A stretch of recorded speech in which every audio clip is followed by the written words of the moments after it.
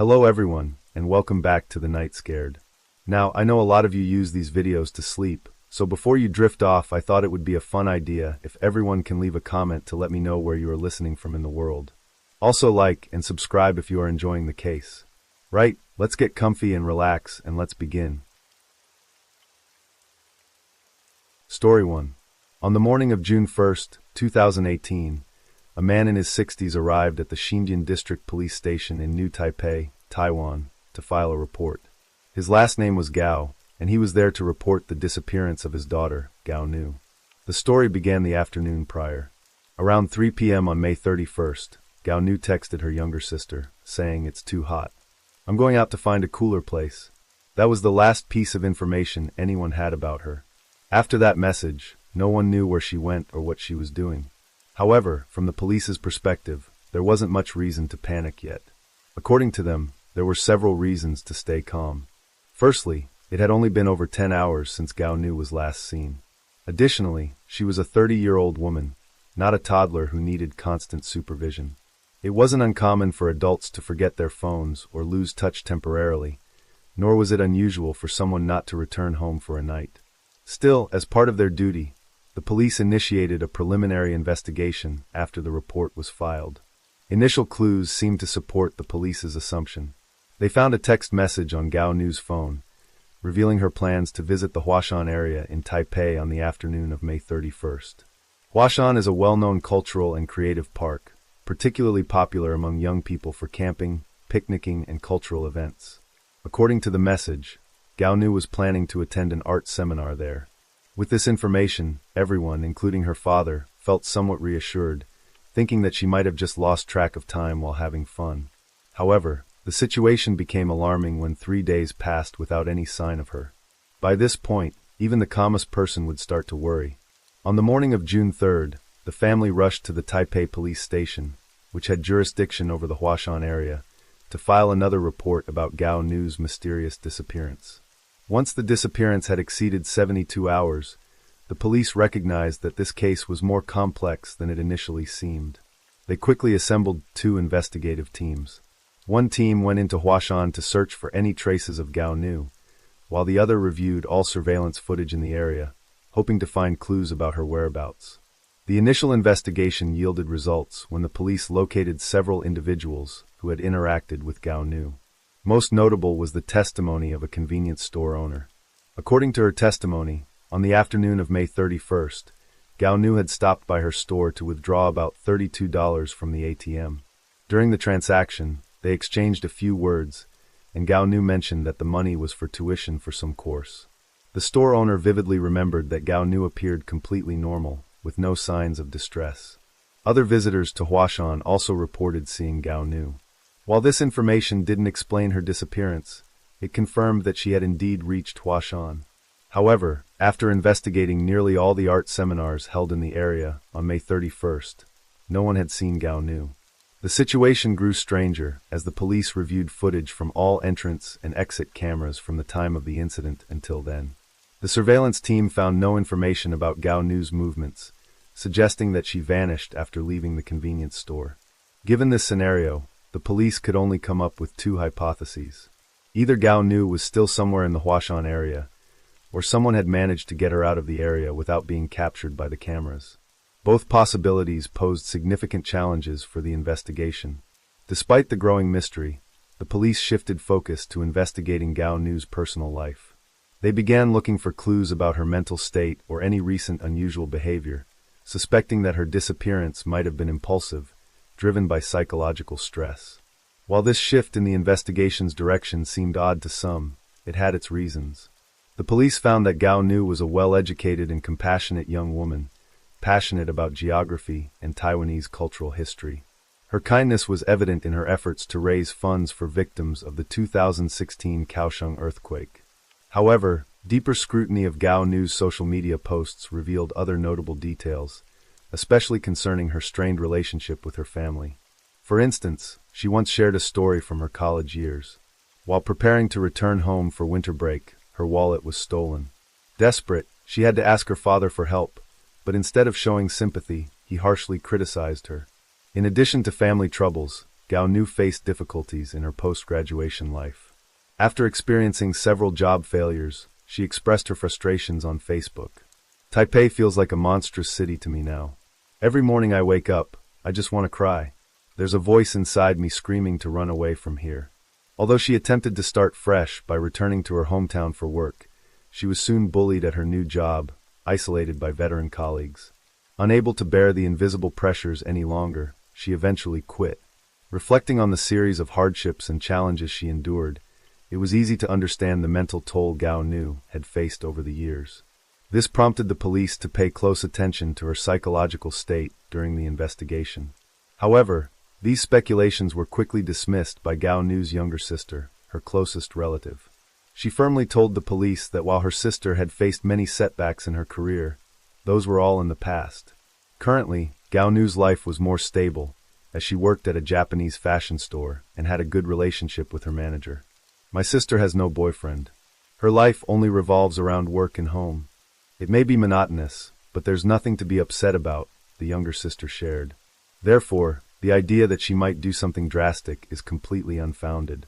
As for the possibility that she had left home voluntarily, her sister pointed out one inconsistency. If she were planning to go somewhere, she would have at least taken her phone, right? Her sister's reasoning not only made the police reconsider their initial hypothesis, but also forced them to eliminate several other investigative avenues. They began analyzing each possibility.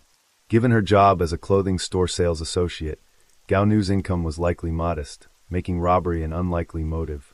Additionally, her lack of a romantic relationship ruled out a crime of passion, and her reclusive lifestyle made a revenge-driven murder implausible. Having ruled out all other possibilities, investigators were left with only one hypothesis: this might be a random homicide. Such cases are often the hardest to investigate and solve. If there was no footage of Gao Nu leaving Huashan, why didn't the police thoroughly search the entire area? In fact, it wasn't that the police didn't want to search, but that Huashan has certain characteristics. The Huashan Creative Park is a venue for artists to develop their creativity and for non-profit organizations to host events. It serves as a hub for various artists, including theater groups, painters, wood sculptors, writers, filmmakers, and directors to showcase their talents. Their goal was to create a paradise for art enthusiasts, breaking free from traditional media, spatial, and ideological constraints. In 2016, they launched the 120 Prairie Autonomous Zone, obtained land from the Taipei government, and established the Huashan Creative Park. Thus, the place also became known as Huashan Prairie, or the Prairie Autonomous Zone. Hearing the term autonomous zone suggests that, unless absolutely necessary, the government usually refrains from intervening in the area.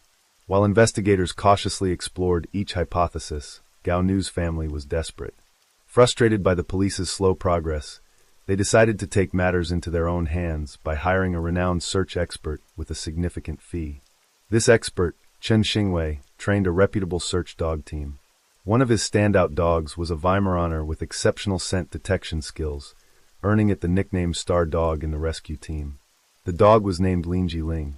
However, despite having a star dog on their side, both the police and Gao's family had limited expectations. Heavy rainfall in Taipei during the incident days had likely weakened or erased human scent, significantly impacting the dog's search effectiveness. As expected, Linji Ling found nothing during the first 5 hours at Huashan. Unexpectedly, when the search team reached a corner, the dog suddenly displayed unusual behavior, becoming extremely excited. Following its instinct, it rushed forward, stopping in front of a small wooden house called Yeju Chaodang, where it began barking incessantly. Startled by the dog's strong reaction, the police didn't hesitate and immediately entered the house. As they ventured deeper inside, the dog's behavior grew even more intense. It not only kept barking, but also sniffed around continuously. The climax came when the dog discovered a bed in the bedroom. It jumped onto it and clung tightly, resisting any attempt to pull it away. This indicated that Gao Nu had likely been in the wooden house, and may have slept on the bed the dog was clinging to. The police promptly questioned the owner of the wooden house, a man named Chen Baqian. However, when faced with police questioning, Chen seemed utterly surprised, even somewhat confused. He not only claimed not to know Gao Nu, but also stated that he hadn't seen anyone matching her description recently. This left the police in a difficult position. On one hand, there was the unusual and strong reaction from the search dog, but on the other hand, there was Chen's firm denial. Legally, a dog's behavior alone wasn't sufficient grounds for a search warrant.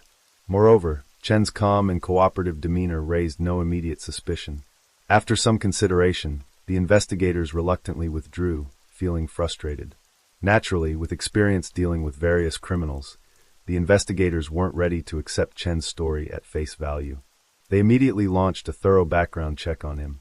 The investigation's findings were alarming, suggesting that Gao Nu's fate might be in grave danger. Beneath Chen's polite and calm exterior was a very different person, an experienced liar. During the investigation, the police discovered that Yeju Chaodang wasn't just an ordinary wooden house. It was actually an archery club. Chen wasn't only the owner, but he also claimed to be an indigenous Sedic tribe member and an archery instructor.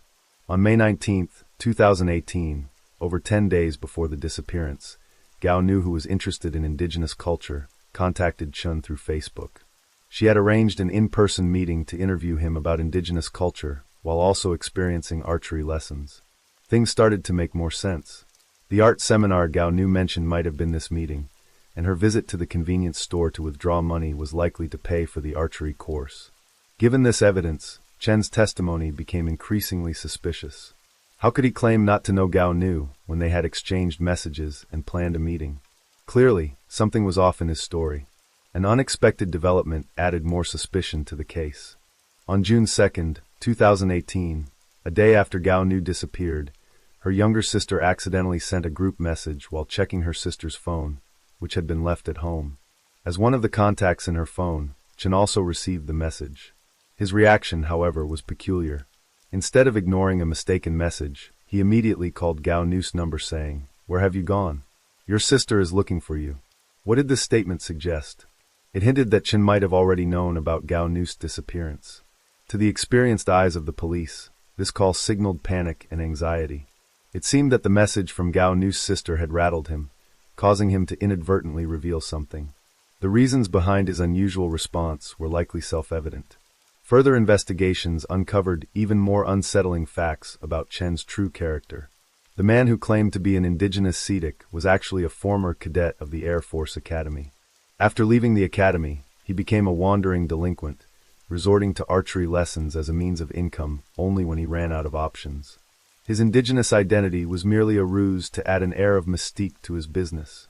Chen's personal life was even more shocking. Despite having a wife and children, he remained unfaithful. One woman was so outraged that she publicly accused him on social media, claiming that Chen had pretended to be single, got her pregnant, and then heartlessly abandoned her. These suspicious leads made the police increasingly certain that Gao Nu had met with foul play involving Chen. In an effort to gather more evidence, they decided to return to Yeju Chaodang, this time bringing along Gao Nu's sister for a face-to-face confrontation with Chen. When Chen faced the police this time, he remained unfazed. During the questioning, he even leisurely ate stinky tofu nearby, so relaxed that the police momentarily wondered if they might have suspected the wrong person. Bringing Gao Nu's sister along, however, proved to be a wise decision. While Chen was trying to evade with vague excuses, the sister suddenly froze when she noticed a familiar laptop on the table. It was her sister's laptop. This discovery was a devastating blow to Chen's false composure. Sweat began to pour down his forehead. As the investigators intensified their questioning, he completely lost control and even bit one of the officers.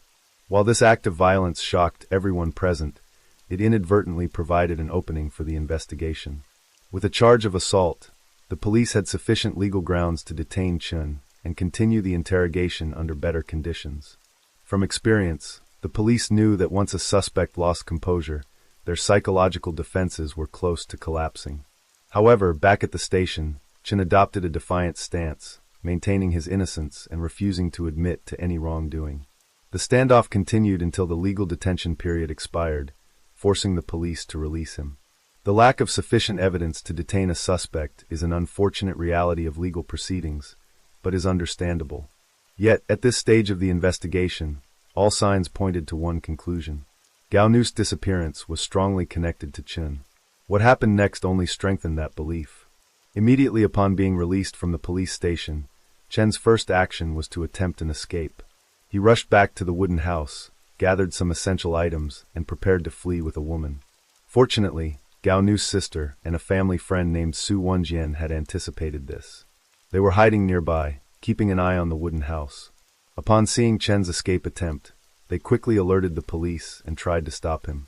Confronted by this situation, the woman accompanying Chun, identified as Luo, suddenly became agitated and tried to block the police and family members. Her intention was likely to give Chen a chance to flee the scene. During the commotion, Su Wenjian suddenly shouted, "A girl has been missing for over 10 days. What have you done? You must have been battling your conscience all this time. But I am a man of faith, and in the name of the Bodhisattva, I hope that when you descend to hell, the Bodhisattva will forgive you. I beg you tell the truth." It's unclear whether Su's words struck a chord with Chun, or if he simply realized that escape was impossible. Either way, Chun abruptly stopped resisting and confessed to killing Gao Nu. As the police had suspected, Chun Buoqian's motive was sexual assault followed by murder. Initially, the plan was for Gao Nu to leave Huashan after learning about indigenous culture and completing her archery lesson. But Chun insisted on inviting her to stay for a dinner featuring indigenous dishes. Hearing the words indigenous dishes piqued the interest of the culturally curious Gao Nu, and she agreed. During the dinner, Chun invited a few other archery students to join. Under the pretext of a warm welcome, they encouraged Gao Nu to drink heavily, leading to her passing out at the table. With his initial goal achieved, Chen's true nature emerged. After sending his friends away, he could no longer contain his dark desires. Believing that he could do as he pleased, Chen thought the night would unfold as planned. But fate was not on his side. Around 4 a.m. on June 1st, Gao Nu suddenly woke up. Realizing the situation she was in, she fought back fiercely, trying to protect herself.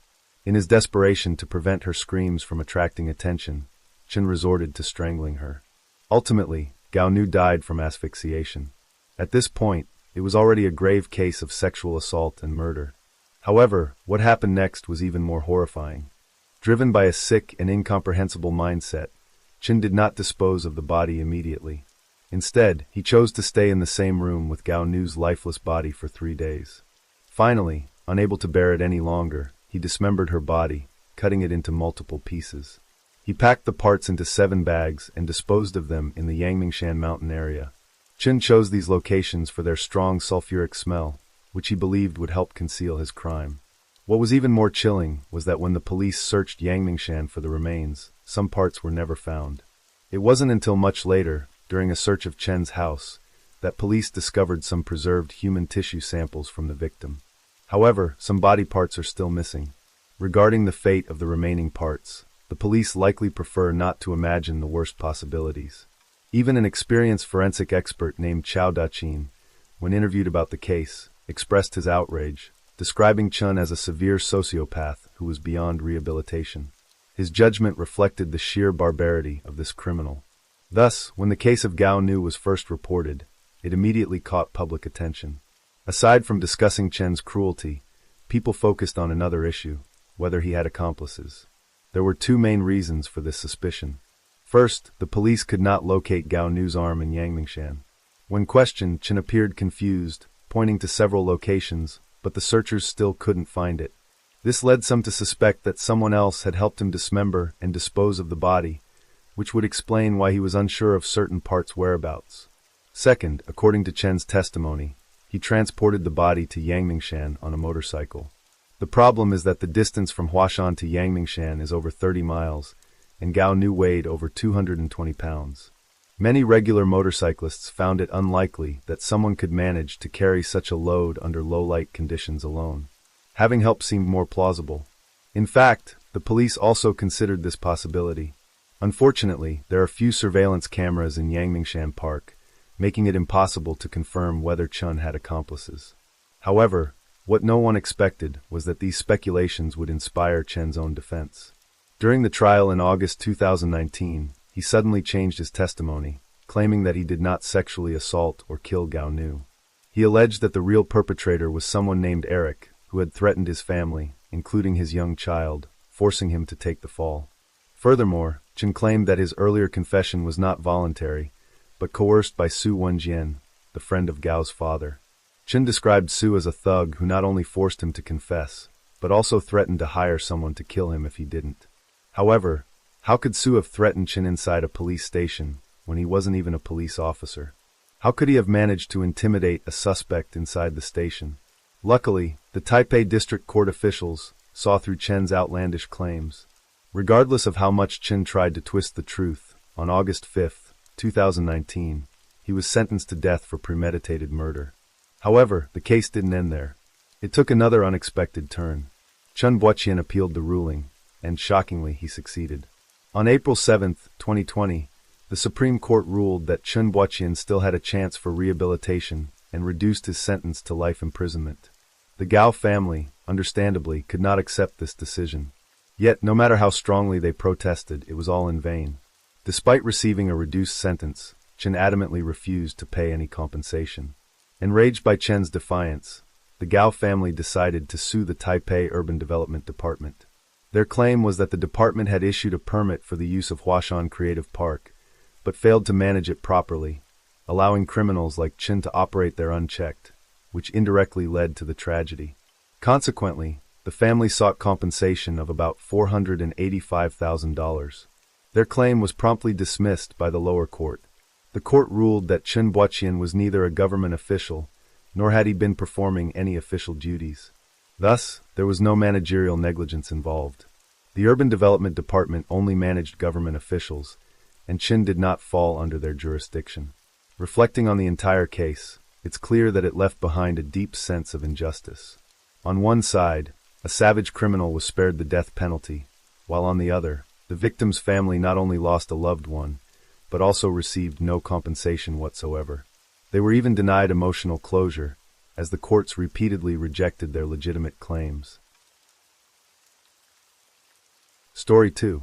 In Baotou, a mighty steel industrial center situated in the grasslands of Inner Mongolia, China. Late one night, the emergency center of Baotou No. 3 Hospital received an urgent call.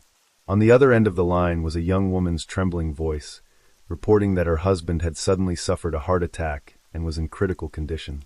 She desperately pleaded for medical personnel to come immediately. The address provided was an old apartment at No. 8, Youth Road 700, Kundalin District, less than 1.2 miles from the hospital.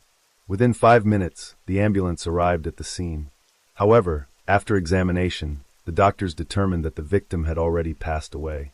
During the death certificate procedures, Dr. Jiang Xiaomei examined the body and made a startling discovery. When she lifted the shirt of the victim, a middle-aged man, she was shocked to find numerous bruises covering his body. These injuries were clearly caused by blunt objects, completely different from typical heart attack symptoms. Yet strangely, the wife continued to insist that her husband had died from a sudden heart attack. With unusual signs on the body, Dr. Jiang questioned the family about the origin of the bruises. However, she received only evasive answers, as if they were deliberately avoiding the truth.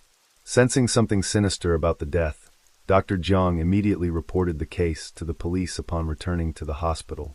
Upon receiving the report, the Kundalin District's major crime unit quickly arrived at the scene.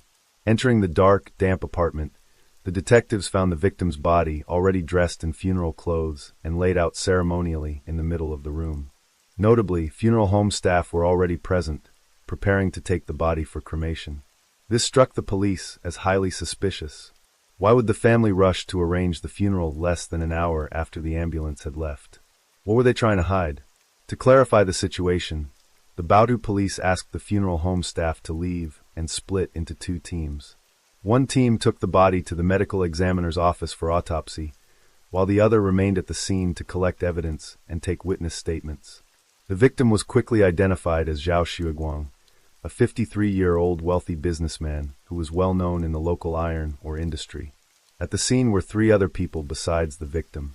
The young woman who had called for emergency services was Sun Ji, Zhao's wife.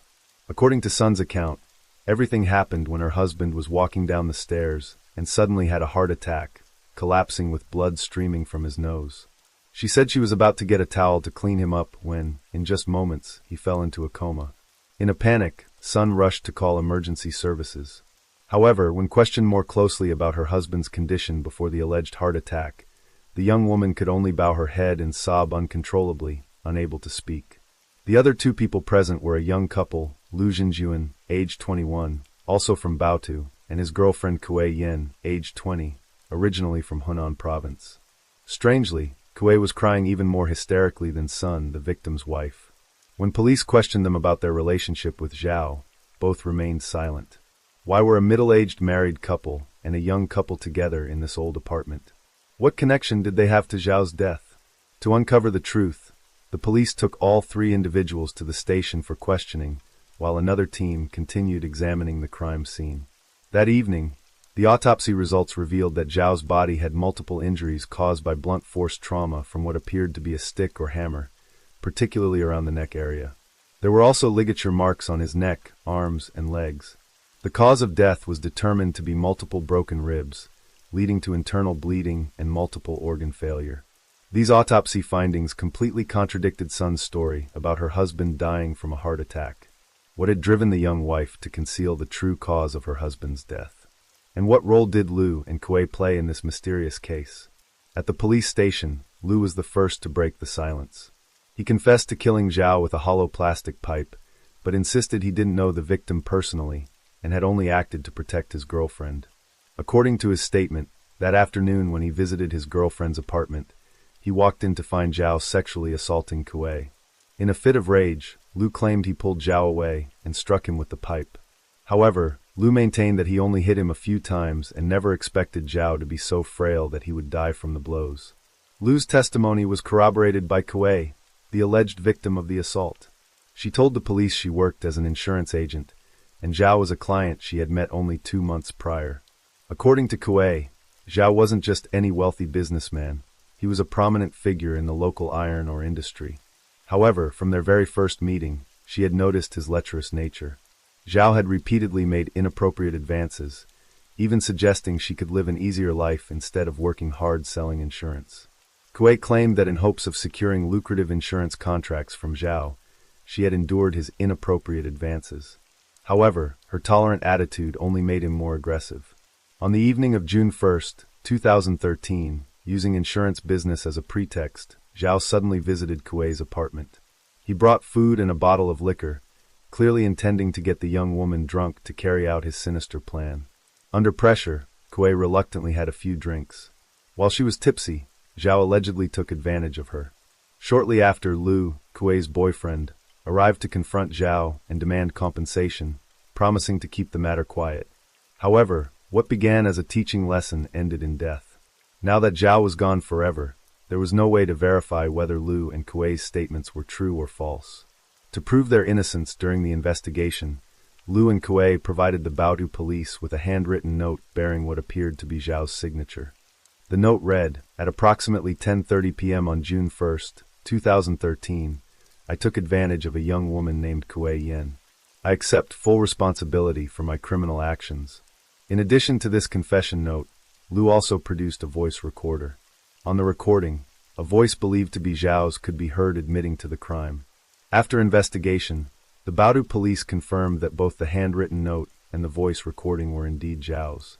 However, they weren't quick to conclude that Zhao had actually committed the alleged assault, considering the possibility that he had been forced to make these confessions. Moreover, there was another suspicious aspect to the case. While the autopsy showed Zhao died from external trauma, Sun had initially claimed he died from a heart attack and falling downstairs. Why would she lie? At the police station, Sun remained in a state of extreme distress, only able to sob uncontrollably without speaking. To dig deeper into the case, investigators decided to visit Sun's family home. Through her mother's account, a tragic story began to unfold.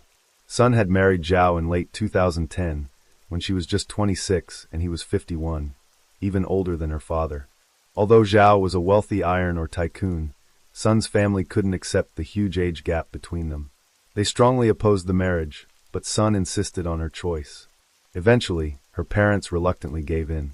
In the early days of their marriage, Sun would often boast to her parents about her luxurious life, the mansion, luxury cars, and material comforts. However, this happiness was short-lived. Less than a year later, she moved back to her mother's home. Only then did her mother learn that Sun and Zhao had secretly separated. However, Sun kept the reason for their separation private, as if hiding some unspeakable truth. The police patiently investigated the marriage and finally got Sun to open up. Through tears, Sun revealed that she both feared and hated Zhao. After just a few months of marriage, her husband had become a completely different person, treating her like a servant in their home. The tragedy didn't end there. Sun had accidentally discovered countless flirtatious text messages between Zhao and other women, including evidence of secret affairs. Enraged by her husband's betrayal, Sun once lost control and confronted Zhao in a heated argument. To her shock, instead of showing remorse, her elderly husband responded with physical violence. After this incident, completely devastated by the marriage, Sun packed her bags, left their luxurious villa, and was determined to get a divorce. However, the case still held many mysteries. Why was Sun present at the scene when Zhao met his fate?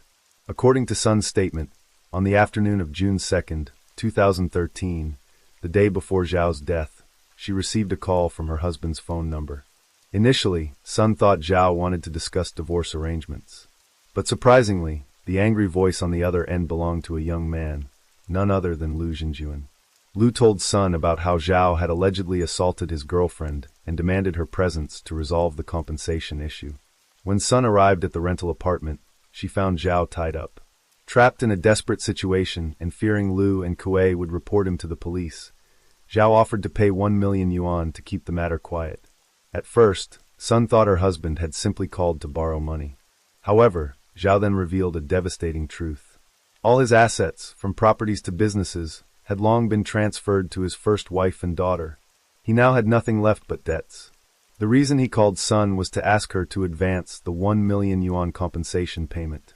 Faced with this bitter truth, Sun lost control.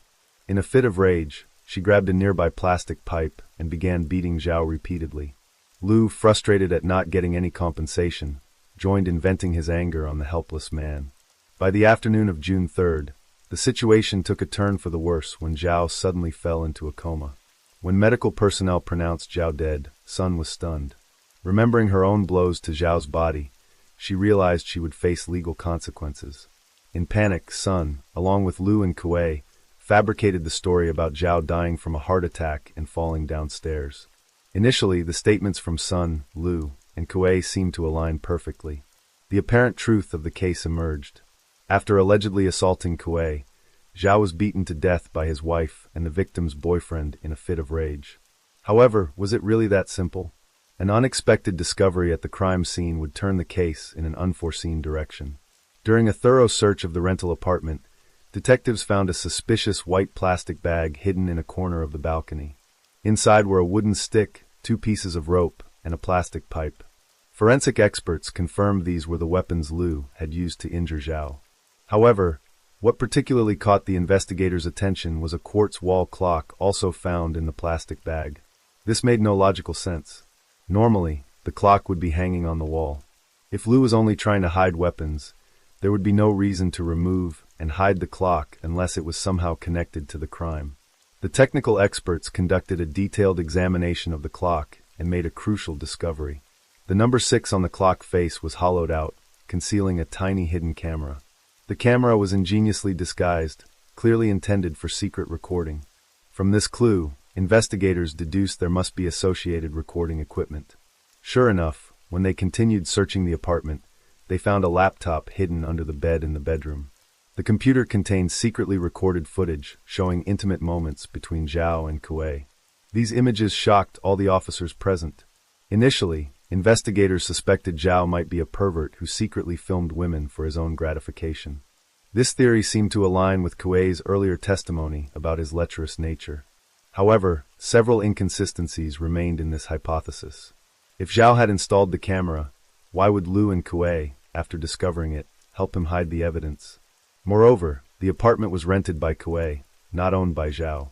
If he wanted to secretly film someone, he could have easily done so in his own home or a hotel room. Why go through the trouble of installing a camera in Kuei's apartment, which was both risky and complicated? These mounting irregularities led investigators to realize this case was far from simple. They strongly suspected Lu and Kuei were lying. Under intense interrogation, Lu finally revealed a shocking truth. According to Lu's new testimony, while the intimate encounter between Zhao and Kuei did occur, it wasn't forced as they had previously claimed. The entire incident was an elaborate scheme designed to extort money from Zhao. The plan was executed in stages. First, Lu directed Kuei to play the role of an innocent girl to gain Zhao's trust. Then, Kuei would pretend to be drunk, creating an opportunity for Zhao to take her to the bedroom in the pre-prepared apartment. Lu had previously installed the hidden camera in the wall clock. Throughout the encounter, Kuei merely had to act convincingly while Zhao fell completely into their trap. With the secretly recorded video, they believed Zhao would have no choice but to pay the blackmail money. The investigators were astounded by the cunning sophistication of this young couple. But what about Sun? Why was she at the scene? Why did she collaborate in Lu and Kuei's deception? The police suspected Sun played a crucial role in this case. However, faced with her continued silence, they couldn't find any leads, until another mysterious detail discovered the truth. During their investigation, detectives found a piece of paper tucked in the living room sofa. Based on its contents, it appeared to be a promissory note written by Zhao to Sunday. Handwriting analysis confirmed it was indeed Zhao's writing. Significantly, the note was dated June 2, 2013, coinciding with when Sun, Zhao, Lu, and Kuei were all present at the apartment discussing compensation. The note stated that before their marriage, Zhao had borrowed 1 million yuan from Sun and promised to repay both principal and interest by June 15, 2013. If overdue, Zhao would pay monthly interest of 10,000 yuan, about $1,400, until the debt was fully repaid. Notably, the interest rate specified in the note was 4 times higher than standard commercial lending rates at the time. While the overall content of the note seemed questionable, the terms regarding interest rates and penalties were written with unusual precision and clarity. This detail led investigators to suspect that the document wasn't hastily written by Zhao under duress, but had likely been prepared in advance by Sun. According to Sun's initial statement, she came to the apartment to help resolve her husband's compensation issue. However, rather than helping Zhao out of his predicament, she forced him to sign a promissory note for 1 million yuan. This made police question Sun's true motives. During interrogation, Sun claimed the 1 million yuan mentioned in the note was money she had lent to Zhao before their marriage, though without any documentation. She said that after they were married, she had repeatedly asked for repayment, but Zhao refused. This time, with Zhao in trouble and needing her help, Sun saw an opportunity to force him to acknowledge the debt. When faced with police questioning, Sun showed no remorse. She calmly admitted that because she still harbored hatred for her husband, she not only didn't try to stop Lu from beating Zhao, but actually felt satisfied watching it. Sun thought that in his desperate situation, Zhao would have to yield, making it the perfect opportunity to recover her supposed 1 million yuan. However, the police were skeptical about Sun's financial capacity. Through multiple interviews with Sun's family, her mother had revealed their difficult financial circumstances. With an annual income of only 40,000 to 50,000 yuan, about $5,600 to $7,000, it seemed impossible for Sun to have possessed 1 million yuan to lend. At this time, Sun awkwardly said that it was the money her ex-lover gave her before they broke up. According to Sun, she met her ex-lover by chance, and her family did not know about it. She herself did not want to mention this again. Before leaving Baotu City, her ex-lover left Sun 1 million yuan in cash. This money was hidden in a teddy bear, and Sun did not know at first. It was not until she brought the bear home that she was surprised to discover that there were 10 stacks of money inside, each stack of 100,000 yuan. At this point, you must have realized that Sun's statement had many contradictions. A teddy bear containing 1 million yuan in cash must be very heavy. 100 yuan weighs about 0.035 ounces, so 1 million yuan would weigh about 22 pounds. How could a girl like Sun bring a teddy bear weighing more than 22 pounds home without the slightest suspicion? Sun's obvious lies only made the case more complex. The Baotu police were convinced that darker secrets lay behind these false statements. To uncover the truth, they decided to expand their investigation, delving deeper into Sun and Zhao's social relationships. During previous interrogations, Sun's mother had revealed that her daughter had to lower herself to marry Zhao. However, Zhao's family had a completely different perspective. Zhao's sister insisted that Sun had married her brother purely for money, claiming there was never any real affection between them. According to her, from the day Sun became her sister-in-law, she had never once cooked a meal for her husband. Zhao's family firmly denied all rumors about him having affairs or keeping mistresses. In fact, Zhao's sister counter-accused Sun of being the unfaithful one in the marriage, claiming she was the one having an extramarital affair. Following this lead from Zhao's family, investigators dug deeper and made a shocking discovery. Sun was indeed having an affair with a younger man. And surprisingly, her lover was none other than Lu, one of the primary suspects in the murder case. When examining Sun's phone, investigators not only found Lu's number in her contacts, but also uncovered a crucial piece of evidence. On the evening of June 1, 2013, Sunday had sent Lu a telling message. "Everything is going according to plan. Just say he took advantage of you, and remember to save the video." This text message exposed the dark truth behind the case. Sun was actually the mastermind pulling all the strings. So what was the real story? It all began in May 2010, more than 3 years before the murder. After divorcing his first wife, Zhao married Sun Ji, a woman 26 years his junior. However, within 6 months of living together, Zhao began showing strange behavior, frequently staying out all night. Although Zhao could provide Sun with a wealthy lifestyle, he looked down on her because of her poor family background. According to Sun, at home, Zhao would constantly demand massages from her. If she did anything wrong, he would immediately beat and verbally abuse her. As a result, Sun's body was often covered in scars. What Sun found most unbearable was Zhao's constant texting with other women. Suspecting her husband of infidelity, she repeatedly asked for a divorce. But each time Zhao would angrily respond, "If you want a divorce, fine, but you'll leave with nothing. Don't even think about touching the Zhao family's money." Being betrayed by her husband and unable to claim anything in a divorce left Sun feeling deeply resentful. By the end of 2012, Sun decided to file for divorce and demand compensation, citing her husband's infidelity. However, her lawyer's advice gave her pause. To win the case, she would need concrete evidence of her husband's affairs. Without proof, the court would have no basis for judgment. Determined to find evidence of her husband's infidelity, in March 2013, Sun approached a computer repair shop where she met Lu, a young technician. For 200 yuan, about $28 per day, Sun hired Lu as a private detective to secretly monitor and gather evidence of Zhao's misconduct. However, after more than 2 months of surveillance, Lu couldn't find any evidence of Zhao's alleged affairs. Ironically, during their work together, Lu and Sun developed romantic feelings for each other. According to Lu's confession, their relationship began purely physical, initiated by him and readily accepted by Sun. Over time, their affair grew more passionate.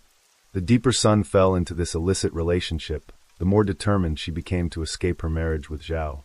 About a month and a half before the murder, Sun devised an intricate plan to lure the tiger from the mountain. She decided to set up a trap to obtain evidence of her husband's infidelity. To execute this scheme, Sun needed an actress to play the bait. She described her ideal candidate to Lu, a young, beautiful, tall woman with fair skin, aged between 25 and 28. After some searching, Lu found the perfect candidate, Kuei Yen, who would later pose as an insurance agent. In reality, Kuei wasn't an insurance agent, nor was she Lu's girlfriend, as they had claimed. She was actually a massage parlor worker Lu had recruited from a local establishment. To persuade Kuei to participate in the plan, Sun made an attractive offer. She promised to pay 5,000 yuan, about $700, after completing the mission, and would help Kuei establish her own business. On May 7, 2013, following Sun's instructions, Kuei rented a 2-bedroom apartment to set their trap. Lu secretly installed recording equipment inside the wall clock in the bedroom. To approach their target, Kuei played the role of an enthusiastic insurance agent, frequently calling and flirting with Zhao. However, despite Kuei's 3 attempts to make contact, Zhao remained cautious and hadn't taken the bait. At this point, Sun decided to change tactics. She told Kuei to suggest meeting in person to discuss business. At the mention of a face-to-face meeting, the supposedly lecherous Zhao immediately agreed. After several meetings, Zhao's intention to seduce Kuei became increasingly apparent. So on the afternoon of June 1, 2013, Sunday, Lu and Kuei decided to spring their trap. According to plan, Kuei called Zhao, pretending it was her birthday, and inviting him to her apartment for a private chat. Faced with such an enticing invitation, Zhao immediately accepted. As anticipated, Zhao fell into their trap and became intimate with Kuei. Right after, Lu and his accomplices burst in, with Lu pretending to be Kuei's boyfriend catching them in the act. Sun, the mastermind behind this performance, also appeared, pretending she had received a call from Zhao and joining the compensation negotiations as a family member. However, things didn't go as smoothly as they had planned. Zhao continuously resisted, deliberately stalling when forced to write a confession and record an admission. Sun recalled that Zhao wrote extremely slowly, intentionally made spelling mistakes, and even blew his nose on the paper. After being forced to rewrite multiple times, Sun began losing patience. Sun began physically attacking Zhao. As time passed, both Sun and Lu increasingly lost control, their blows becoming more and more brutal. For over 40 hours, from the evening of June 1st until the afternoon of June 3rd, Zhao was denied food and water, enduring only continuous savage beatings. By the time Sun and Lu realized the gravity of the situation, it was too late. Zhao had fallen into a critical condition beyond medical help. Faced with irrefutable evidence, all three suspects finally confessed to their crimes. Sun Ji and Lu Jinjuan were identified as the main conspirators, while Cui Yen was charged as an accomplice. All were prosecuted for intentional homicide and extortion, facing severe legal punishment. Ironically, the hidden camera, their tool intended for blackmail, became the crucial evidence that sealed their fate, a miscalculation none of them had anticipated. This was an intricate case with multiple layers of deception. The three perpetrators had woven a complex web of lies, making the truth extremely difficult to uncover. If Dr. Zhang hadn't promptly alerted the police, if the investigators hadn't persistently pursued seemingly minor clues, perhaps the truth would have remained buried forever. A wealthy and successful businessman like Zhao Xueguang met his end in pain and humiliation. The puppet master behind it all was his young, beautiful wife. Perhaps from the very beginning, the marriage between Sun Ji and Zhao Xueguang was doomed to fail, as it was built entirely on calculation and exploitation rather than love. Story 1. I was so thankful for the fast response, and I would say probably in 3 minutes there were 8. Our timing would have been a little quicker, and I would have been there a little earlier. I'd have probably been one of them. These were the gut-wrenching words from a man who had just witnessed a nightmare come to life in the small town of Sebring, Florida. Just moments away from being the 6th victim, he narrowly escaped the chaos and bloodshed that would soon be known as one of the most horrific crimes this town had ever seen. The police would later describe the crime as devastating and unthinkable, and not just because of the sheer violence, but because of the twisted reason behind it. So how did it all unfold? What could have driven someone to commit such horrific bloodshed? Now that we've gathered the official reports and witness statements, we're going to dive deep, unpacking the details of how and why this tragedy happened, and most importantly, honoring the 5 beautiful lives lost forever. For starters, let's take a trip back in time, way back to a quiet Wednesday in late January, the 23rd to be exact. It was 2019, and Sebring, Florida was just going about its usual routine. People were settling into the new year, getting back to work, and handling business as usual. Nothing seemed out of the ordinary, especially not at the SunTrust Bank, where 4 employees were doing what they always did, handling transactions, assisting customers, and going through another workday in their small, peaceful town.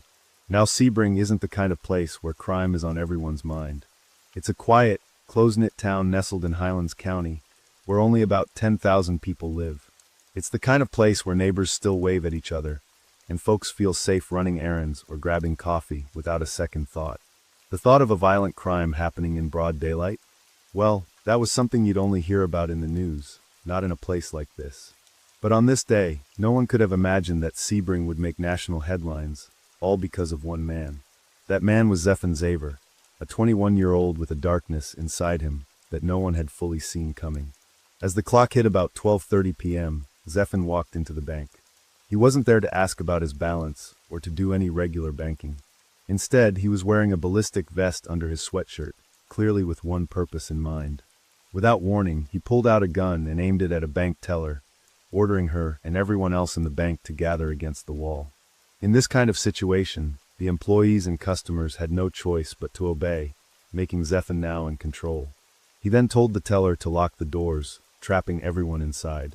Next, Zephan told the 5 women, the bank employees, and 1 customer to lie face down on the floor with their heads toward the wall.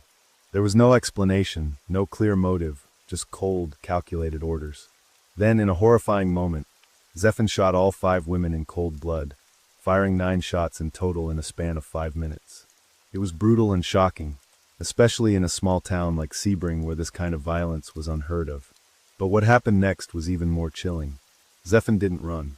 He didn't try to cover his tracks or escape. Instead, he made a bold move. He called 911 at exactly 12:36 p.m. He told the operator that he had just shot 5 people, and just when you thought it couldn't get worse, he walked back to the victims' bodies and fired 2 more shots at them. As he spoke with the dispatcher, he even threatened to kill himself, putting the gun to his own head while still on the phone. "Sir, what's going on at the SunTrust Bank in Sebring? I just killed 5 people. Well, technically about to be 6. 6. Can you repeat that? I killed 5 people. You just killed 5 people?" "Yes. They didn't think I could do it." "Why did you do that?" "I actually don't know." "Sir, what did you kill them with?" 9mm. "A 9mm? Yes." "Where are they?" Lying up against the wall like I told you to." "They're lying up against the wall like you told them to?" "Yep." "Okay. Why did you do this?" "I thought that I could. I've wanted to ever since." "You wanted to do it?" "Yep, and here we are." "Do you know them?" "What? Do you know those people?" "Nope." "Where's your gun right now?" "In my hand." "What are you wearing?" "And where are you?" "My lobby red sweatshirt. And I'm getting ready to kill myself, too." "You're getting ready to kill yourself, too?" "Why are you going to do this, sir?" "Because I've thought about killing people ever since." "Why? Can you please explain it to me?" "I don't know." "You don't know why you're going to do it." "I've wanted to die since I was 9. I've wanted to kill since I was 11. "Why?" "So, what is your name?" "Not important. You can find it on my body." "What is your name?" "You can find it on my body." "I'm sorry, I can't understand you. Can you say your name again?" "You can find it on my body." "It's on your bike?" "Where is your bike?" "My body." "Your body? Why is that?" "Why are they going to be able to find it on your body?" "Because I won't be alive to tell them my name." "Can you put the gun down?" "No, I cannot." "We have people coming to help you." "Can you put the gun down?" "There's no help." "Why is there no help?" "What's going on?" "We've got people going to help you, okay?" "What happened?" "Please stay on the line with me, sir." "What is your name?" "You can find it on my body." "Please, sir, can you stay on the line with me?" "We're going to get you help." "I don't want help." "Can you please stay on the line with me?" "We're going to get you help." "What happened to you that you wanted to kill yourself since you were 9? "Something broke." "What broke?" "What happened when you were 9 years old?" "I don't know." "You're not sure what happened?" "Were you living here in Sebring?" "I was not." "Where were you living?" "Alabama." "Where were you living?" "We want to help you." "I really want to help you." "But you don't understand." "I don't want help." "I really want to help you, sir." "I really want to help you. And I don't want anything to happen, okay?" As chilling as this sounds, the fact that Zephan was so calm while confessing what he did is just incredibly disturbing. And to make it even worse, the fact that he fired again while on the phone, still speaking so calmly, is absolutely bone-chilling. It's like he felt no remorse, no fear, just pure coldness. While the call was still on the line, Victor Sparks, the man you see in that video with his wife, Deanna, around 12:35 p.m. They had planned to make a deposit, just a normal errand. But when Victor approached the bank's north side doors, he noticed that the doors were locked. He peered through the front glass doors, but it was dark inside, and he couldn't see anything. Thinking maybe the doors were just stuck, he tried again, only to find they were still locked. When he peered through the glass doors for the second time, he saw something that made his heart stop, a row of 4 to 5 people lying face down on the floor, with a figure walking behind them. It didn't take much for Victor to realize something was terribly wrong. He immediately turned to walk back to his vehicle, but as he did, he heard 2 loud bangs, the unmistakable sound of gunshots. He immediately called the police to report what he had witnessed, but by then the damage was done. "Well, when I walked up to the bank, I tried to open the door, and it was locked. And I thought, well, this is strange. I leaned up and I shaded my eyes, and I saw at that time 4 to 5 people laying on the far side of the lobby. There was an individual walking behind them. The victims of this horrific crime were later identified as Deborah Cook, age 54, an employee; Marisol Lopez, age 55, another employee; Jessica Montague, age 31, an employee; Cynthia Watson, age 65, a customer; and Anna Pinion Williams, age 37, an employee. All 5 of them had families waiting for them to return home that day. They had plans that would never come to be. And what's even more heartbreaking is that none of these women knew Zeph and Xavier or had any prior contact with him. It all came out of nowhere. And as shocking as it may be, there was one lone survivor, Benjamin Wysakowski, a bank employee. Benjamin, who worked as a teller at the SunTrust Bank, was on his lunch break when he went to grab a quick meal at Checkers. Upon returning to the bank, he greeted a regular customer, Larry Smith, before heading to the break room, which is tucked at the back of the bank. He started eating his lunch and watching some YouTube videos on his phone. But everything changed when, about 30 minutes later, he heard two loud bangs. At first, Benjamin thought they might be fireworks, but it quickly hit him. They were gunshots. He glanced at the security monitor briefly, but didn't see anything alarming as the screen rotates between different cameras, and the incident wasn't showing at that moment. Just as he was still scanning the monitor, another round of gunshots rang out. That's when Benjamin knew something was terribly wrong. He quickly exited the building through the rear door, leaving his phone behind. With no way to contact anyone, he sprinted through a wooded area behind the SunTrust Bank and ran to the nearest house. The first house he reached didn't help, but he made it to the second one on Tubbs Road, where the residents called the police for him. By the way, I post true crime and new cases here every week. So if that sounds like your kind of thing, please consider subscribing. It helps a lot. He ran down here, and he's about to pass out.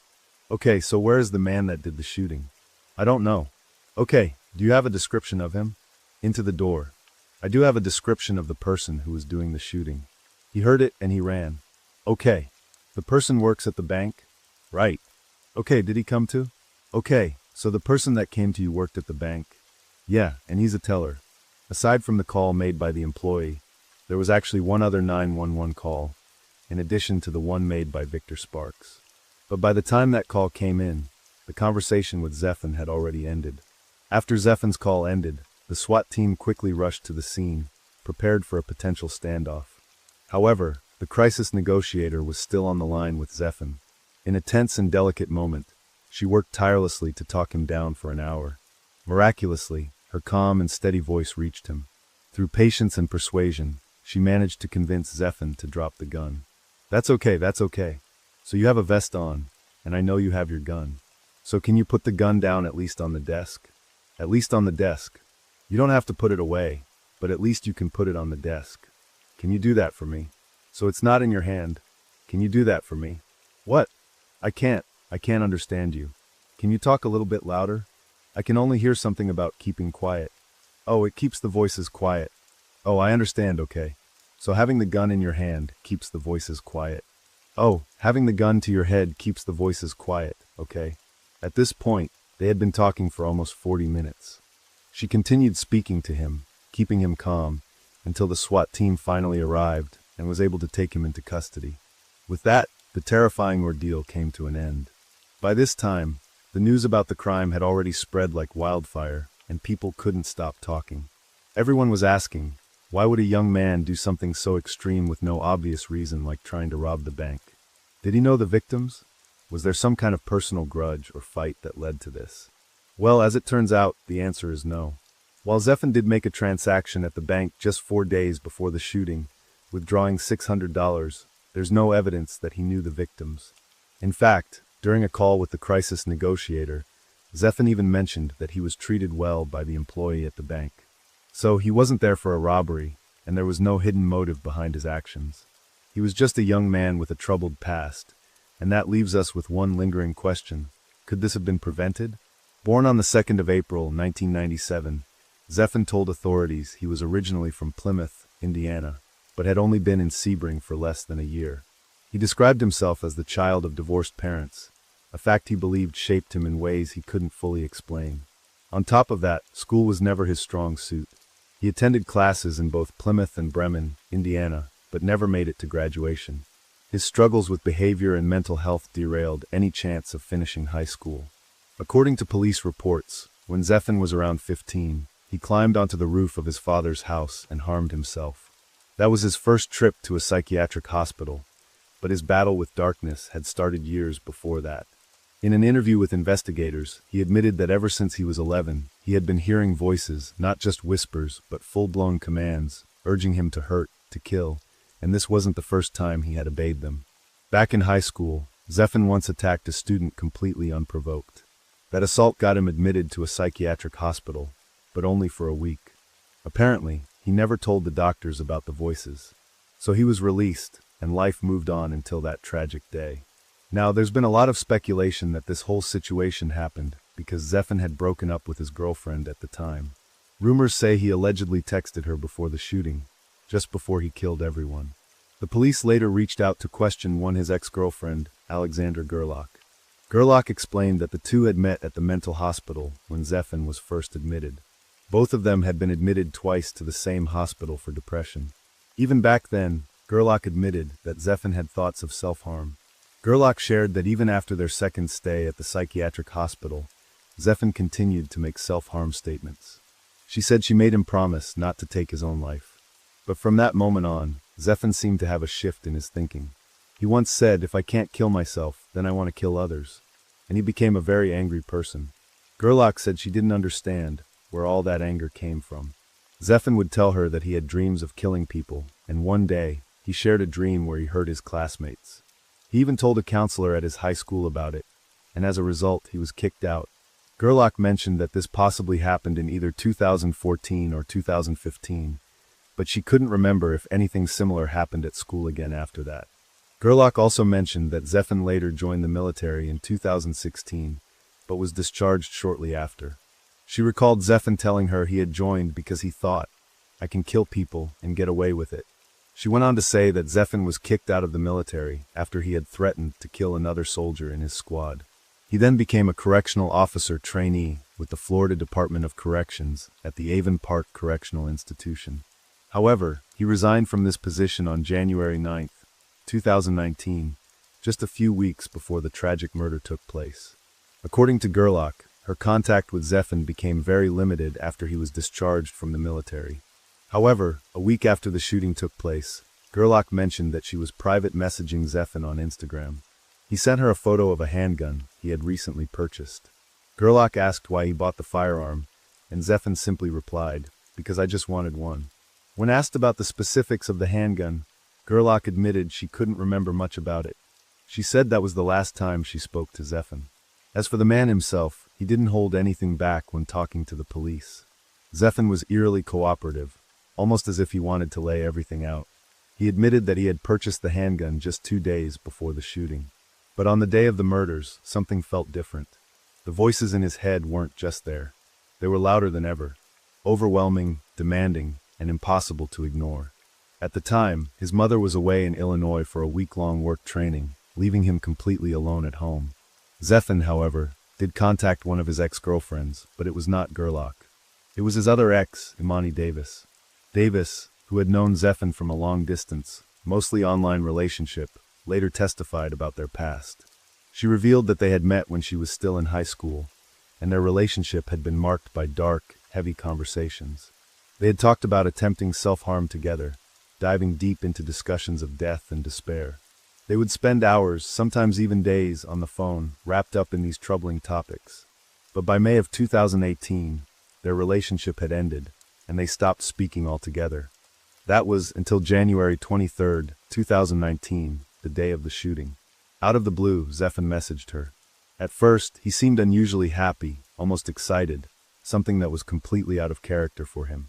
Then, at exactly 12:14 in the afternoon, when Zeffin was still in his car in the bank's parking lot, Davis received a message that made her blood run cold. The fun part, the cliché clincher, the message read, is that I'm not going out alone. I'm taking a few people out with me because I've always wanted to kill people, so I'm going to try it and see how it goes. Watch out for me on the news. Sebring, Florida. Davis was horrified. She responded immediately. There's something wrong with you. Seriously. But she didn't stop there. Realizing how serious the situation was, she immediately showed the messages to her gym teacher, since she was in gym class at the time. From there, the situation quickly escalated.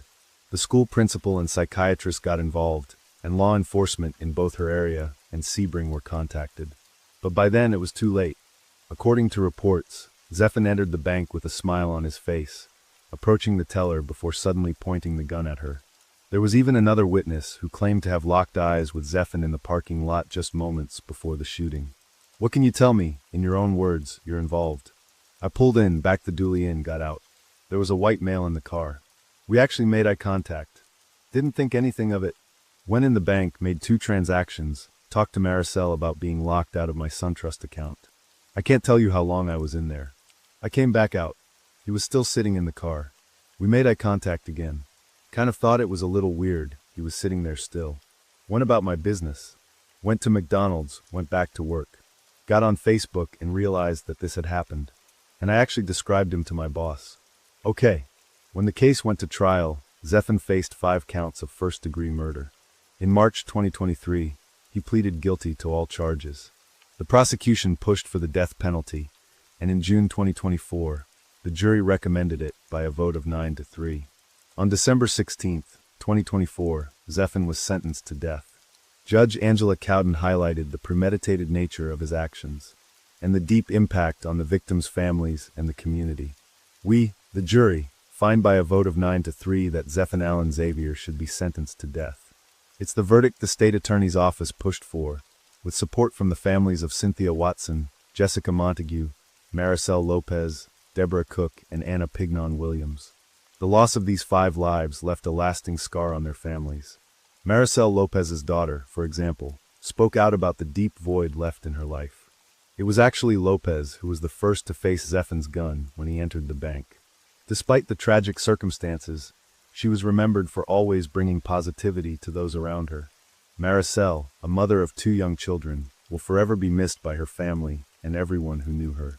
Then there was Anna Pignon Williams, a 38-year-old mother of 7. Just like Maricel, Anna was a dedicated employee at the bank and loved her job. Her devotion to her children and her work made her a strong and resilient figure. The grief her family felt from her sudden loss was profound, and the community around Sebring mourned alongside them.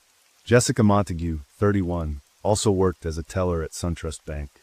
A loving mother to 5 children and a wife to her husband, Jermaine, Jessica had been planning to celebrate her wedding anniversary just days before the shooting. The couple's 3-year-old child was left without a mother, a loss too great for words.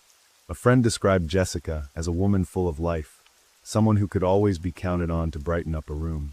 And it's no doubt that her untimely death shattered her family and left a void that could never be filled. Deborah Cook, 54, was another victim.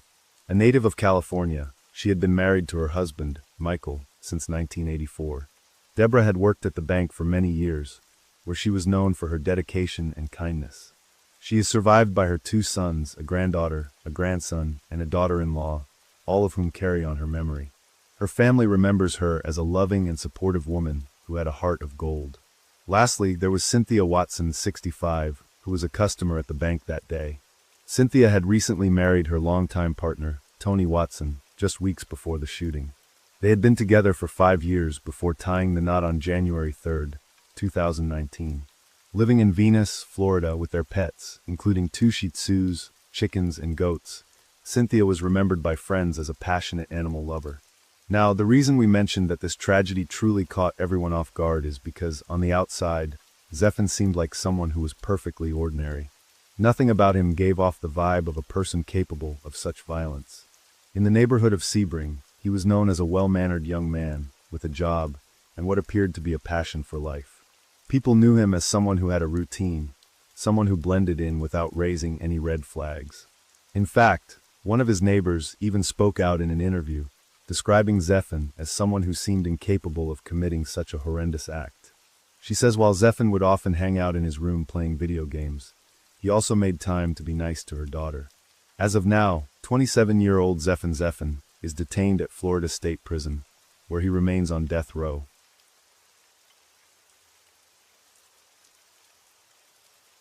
Story 2. I have never heard anything as bad as the Kapunda triple murder. There is simply no comparison.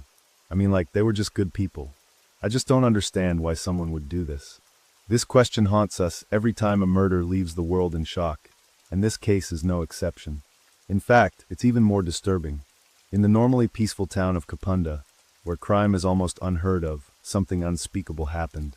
And trust me when I say, even the most hardened investigators called this one of the most savage, blood-soaked cases a jury had ever seen. It was so brutal that when the killer was finally caught, the grieving family had just one thing to say. I hope he goes to hell. I don't give a shit what happens to him. So what really happened for them to say this? And could this be a case where a life should be on the table? I'll leave that question for you to answer by the end of this video. In the meantime, let's get to know the victims first. For this case, let's take a step back to the fall of 2010, to a small, tranquil town in South Australia called Kapunda. With a population of just 3,000 people, it sat peacefully near the Light River in the Barossa Valley, a place where the world seemed to move a little slower. Here, in the heart of this quiet town, the Rowe family was living their lives. The head of the family, Andrew Rowe, was born in England in 1965. But when he was just 3 years old, Andrew and his parents packed up and moved to Australia, where they decided to put down roots. They settled in a quiet suburb of Adelaide, and it was there that Andrew grew up. As a kid, he was known for his friendly personality, his great sense of humor, and his love for fishing with his dad. He was the kind of guy you'd want as a neighbor, always smiling and willing to lend a hand. As he got older, Andrew's path crossed with a young woman named Rose. She was a cheerful, vibrant spirit, just a year younger than him. They met while Andrew was studying in Adelaide, and it didn't take long for sparks to fly. Their relationship quickly blossomed into something serious. In 1985, the two of them married in a small ceremony surrounded by close friends and family, just the kind of intimate celebration they both wanted. 2 years later, in 1987, Andrew and Rose welcomed their first child, a son they named Christopher. Their family was complete when, in 1994, they had their second child, a beautiful daughter named Chantel. Life in Kapunda seemed perfect. Andrew and Rose decided to start their own carpet cleaning business, and the business quickly thrived, providing the family with financial stability. By the summer of 2010, Christopher, now 23, had moved out of the family home and was living with his girlfriend just a few blocks away. Meanwhile, 16-year-old Chantel had started working part-time as a waitress at a local roadside cafe, juggling work with school. But life wasn't always smooth sailing. Around this time, Chantel faced a big challenge. She discovered she was pregnant. At such a young age, and with her boyfriend Dylan by her side, she was faced with many obstacles. However, Chantel wasn't one to back down. Despite the hardships, she was determined to give her baby the best life possible, and though she was only 16, she had an unwavering support system. Dylan, her boyfriend, stood by her every step of the way, offering his love and commitment. Her friends, too, were there for her, ready to offer their help and encouragement no matter what. Life in the Rowe family was, for the most part, good. There were challenges, of course, but there was also love, hope, and a sense of family. That is, until the night of November 7th, 2010. The night that would change everything. It was midnight, when an intruder broke into the Rowe family home and brutally murdered them in a way so savage, it shocked even the most experienced detectives from Adelaide. Inside, the house looked like something straight out of a horror movie. Blood was everywhere, on the floor, walls, curtains, and even the ceiling. But it wasn't until 2 days later that anyone noticed something was terribly wrong. The neighbors, who hadn't seen any movement from the family in days, started peeking through the windows. And what they found was horrifying. The bodies of 45-year-old Andrew and 44-year-old Rose were discovered in the kitchen, horribly disfigured, while Chantel's body was found in her bedroom, torn apart. Each family member had suffered multiple stab wounds and had been dead for days before the police arrived. At the time of the murders, Christopher, the eldest son, was away on vacation with his fiancée in Queensland. When word of the horrific crime started to spread, he heard that dead bodies had been found on the very street where his family lived. In a panic, he rushed to ask anyone he could on Facebook for more details, desperately trying to confirm the terrible news. What made the situation even worse was that he couldn't get in touch with his family. Initially, he was told it wasn't his parents, but soon after, the police confirmed his worst nightmare. They broke the heartbreaking news to him over the phone. When the autopsy results were revealed, it shattered Christopher even more. The total number of stab wounds was staggering, around 112 in total. His father, Andrew, had been stabbed 29 times, his mother, Rose, more than 50 times, and his sister, Chantel, 33 times. The worst part? Chantel had been assaulted before her life was brutally taken, leaving Christopher with an unthinkable amount of grief and loss. But as strange as it sounds, the first person suspected of the crime was Christopher himself, mainly because he was the only surviving family member at the time. However, he was ruled out as a suspect immediately, as he was the first to raise the alarm when he couldn't get in touch with his family. Once he heard the devastating news, he quickly flew back home. His alibi and fingerprints were checked, confirming he was across the continent when the murders occurred. So, who could have been twisted enough to murder 3 adults in such a brutal way? The Rowe family was well liked in their town, with no known enemies. Who would have wanted to harm them? At this point, people were desperate for answers, especially Chantel's friends. Why would someone attack a pregnant teenager? The brutality of the crime was horrifying enough, but then an eerie detail surfaced that made it even more disturbing. By the way, I post true crime and new cases here every day, so if that sounds like your kind of thing, please consider subscribing. It helps a lot. Investigators pieced together that after the murders, the killer had calmly changed into clean clothes and laid down on Chantel's bed. Bloody drag marks near the bed revealed that Chantel had desperately tried to hide, but the killer had dragged her out, refusing to let her escape. Additionally, nothing was stolen. Valuables like phones, a laptop, an expensive camera, and even cash were left untouched in plain sight. This ruled out robbery as a motive. The sheer brutality of the attack also suggested that more than one person might have been involved, as it would have been difficult for a single individual to overpower 3 adults. Alternatively, the perpetrator could have been a physically strong man. Investigators also noticed that the suspect had clumsily attempted to clean the crime scene, wiping away footprints in some areas before abandoning the effort. Bloody shoe prints led to the door, but then suddenly stopped, implying that the killer may have removed his shoes and left in socks to avoid leaving more evidence. Even more chilling, there were no signs of forced entry, meaning the family likely knew the killer and willingly let him inside, or he had found another way to enter. Now, as mentioned earlier, forensic experts confirmed that Chantel had been sexually assaulted before her death, making the crime even more twisted and deeply personal. But the most gut-wrenching revelation was about Rose, the mother. She had been stabbed more than 50 times, far more than Chantel or Andrew. The reason? She had survived the first attack and managed to call for help. But before she could get assistance, the killer realized she was still alive and came back for her, stabbing her repeatedly until she could no longer fight back. With all this being said, the police began to look at every possible suspect. But after confirming that the parents had no enemies or personal issues that could have led to this horrifying crime, they quickly shifted their focus to their 16-year-old daughter, Chantel. Chantel and her boyfriend, Dylan, had been together for a year, and with a baby on the way, they were both still attending the same school. Like Chantel, Dylan was only 16, and at first glance, he didn't seem capable of such a horrific crime. But the police had to be thorough. They needed to question him, check his alibi, and see if he had any idea who might have wanted to hurt Chantel or her family. Dylan was more than willing to cooperate. Heartbroken, he told investigators about his loving relationship with Chantel, and how they had even talked about getting married in the future. He was devastated by her death and struggling to process what had happened. At the time of the murders, Dylan was in a nearby city attending his grandfather's anniversary, and his alibi was rock solid. Dozens of witnesses confirmed his whereabouts, officially ruling him out as a suspect. Despite having few solid leads, the police did have one major advantage: the killer's DNA and fingerprints. They had extracted seminal fluid from Chantel's body, which could be the key to identifying the murderer. But when they ran it through their database, there was no match, meaning whoever did this had no prior criminal record. Another chilling detail emerged. The murderer had used knives from the family's own kitchen.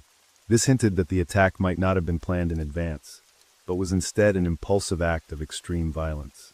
To make things even harder for investigators, the killer took the murder weapons with him, leaving behind almost no physical evidence. Forensic experts estimated the time of death between midnight and 2 o'clock in the morning. A neighbor later admitted to hearing Rose scream for help twice around 1 o'clock, followed by a loud thud. Unfortunately, they assumed it was just a domestic dispute and didn't call the police. No one reported seeing any strangers near the house that night, and officers carefully combed the area, searching for clues or the missing weapons. Hoping for a breakthrough, the police turned to the public, asking anyone with information to come forward. Tips poured in, but most were either misleading or completely false, making the investigation even more frustrating. Hoping for a breakthrough, police turned to the public, urging anyone with information to come forward. Calls flooded in, but most were dead ends, false leads, wild theories, and outright hoaxes. The frustration grew, but then Dylan shared something that sent chills down investigators' spines. He remembered that on Sunday night, Chantel wasn't feeling well. She had developed a fever and even called her boss to say she'd be missing work. The next morning, at exactly 5 o'clock, Dylan sent her a text to check in. His message was read, but there was no reply. What he didn't know was that by then, Chantel and her parents were already dead. The person who had read his message wasn't her. It was the killer. Then came an even more disturbing twist. Police discovered the murderer had actually tried to respond to Dylan's text, but Chantel's phone was out of credit. It was a failed attempt to fake her being alive. With this eerie revelation, detectives dug deeper, focusing on Chantel's circle and anyone with a potential grudge. That's when they stumbled upon Jason Alexander Downey, a 17-year-old who was close with Dylan but barely knew Chantel. At first, Jason didn't seem like a threat. He was average height, thin, and appeared harmless. Police initially planned to ask him a few questions and move on, but as the interview progressed, his behavior took a strange turn. Instead of answering questions directly, he grew more nervous, raising the detective's suspicions. He complained about not being invited to Chantel's party and pointed out that everyone else had a partner, even though it wasn't relevant to the case. Then, he suddenly claimed to have an alibi for the night of the murders, a statement no one had even asked for. This erratic behavior only intensified the police's suspicions, prompting them to take his fingerprints and DNA. To their surprise, Jason cooperated calmly, showing little anxiety, something that made them briefly question if their suspicions were wrong. But the truth came out when experts examined his fingerprints. They noticed fresh, deep cuts on Jason's palms, and though he claimed they were from a machine shop accident, the cuts looked too clean and precise, as if made by something sharp. But then, the smoking gun emerged. The fingerprints found on Chantel's bedroom door matched Jason's, and within just 2 days, the DNA results confirmed what everyone had been dreading. Jason Downey was responsible for the brutal murders. Contrary to what police first assumed, that the killer had to be big and strong to take down 3 adults, Jason was actually thin and looked completely harmless, a chilling reminder that you should never judge a book by its cover. He even managed to deceive many people, even those closest to him. When the family's relatives and friends gathered to pay their respects, Jason was seen on local news laying flowers for the family, looking every bit the part of a grieving friend. Born in Kilmarnock, Scotland, Jason had moved to with his mother and older brother Jamie. On the surface, his background seemed normal enough, but beneath it all, there was a dark side to Jason that only he and Chantel truly knew. As it turns out, Chantel had always been polite to Jason, but their connection was nothing special. She didn't dislike him, but she didn't really like him either. He was just part of the group, someone she tolerated out of necessity. The thing was, Jason didn't take rejection well. She had turned down his advances multiple times, but instead of accepting it, Jason's feelings began to morph into something darker, more dangerous. And when he found out that Chantel was pregnant with Dylan's baby, it was like a switch flipped in his mind. The thought of his friend, Dylan, being the father, not him, sent Jason into a jealousy-fueled rage. That rage came to a head on the night of November 7th. But there's a dark twist to his reasoning. Jason wasn't just angry at Dylan. It wasn't even about him, as much as it was about Chantel. The jealousy and obsession had reached a boiling point, and the night would mark the beginning of something tragic. When Jason was first questioned about the murders after his arrest, his calm demeanor shocked the detectives. He denied everything with unsettling ease, trying to talk his way out of the evidence piling up against him. He claimed that his fingerprints at the Rowe family home weren't from the night of the murders, but from a visit a month and a half earlier. A simple slip-up, right? Except, when the police dug deeper, they found that his DNA was on Chantel's body. Jason tried to play it off, making up an outlandish story that during that same visit, he and Chantel had been intimate. But here's where his lies fell apart. The forensic evidence. It proved that the DNA found on Chantel couldn't have stayed on her body for that long. It was impossible. That lie was just another nail in his coffin. Jason's confession revealed a disturbing series of events that painted a chilling picture of the night. After a heated argument with his mother and stepfather, Jason decided to sleep in his car. But that's when things took a turn. He found out from Dylan that Chantel was home sick. And suddenly, Jason's obsession hit a whole new level.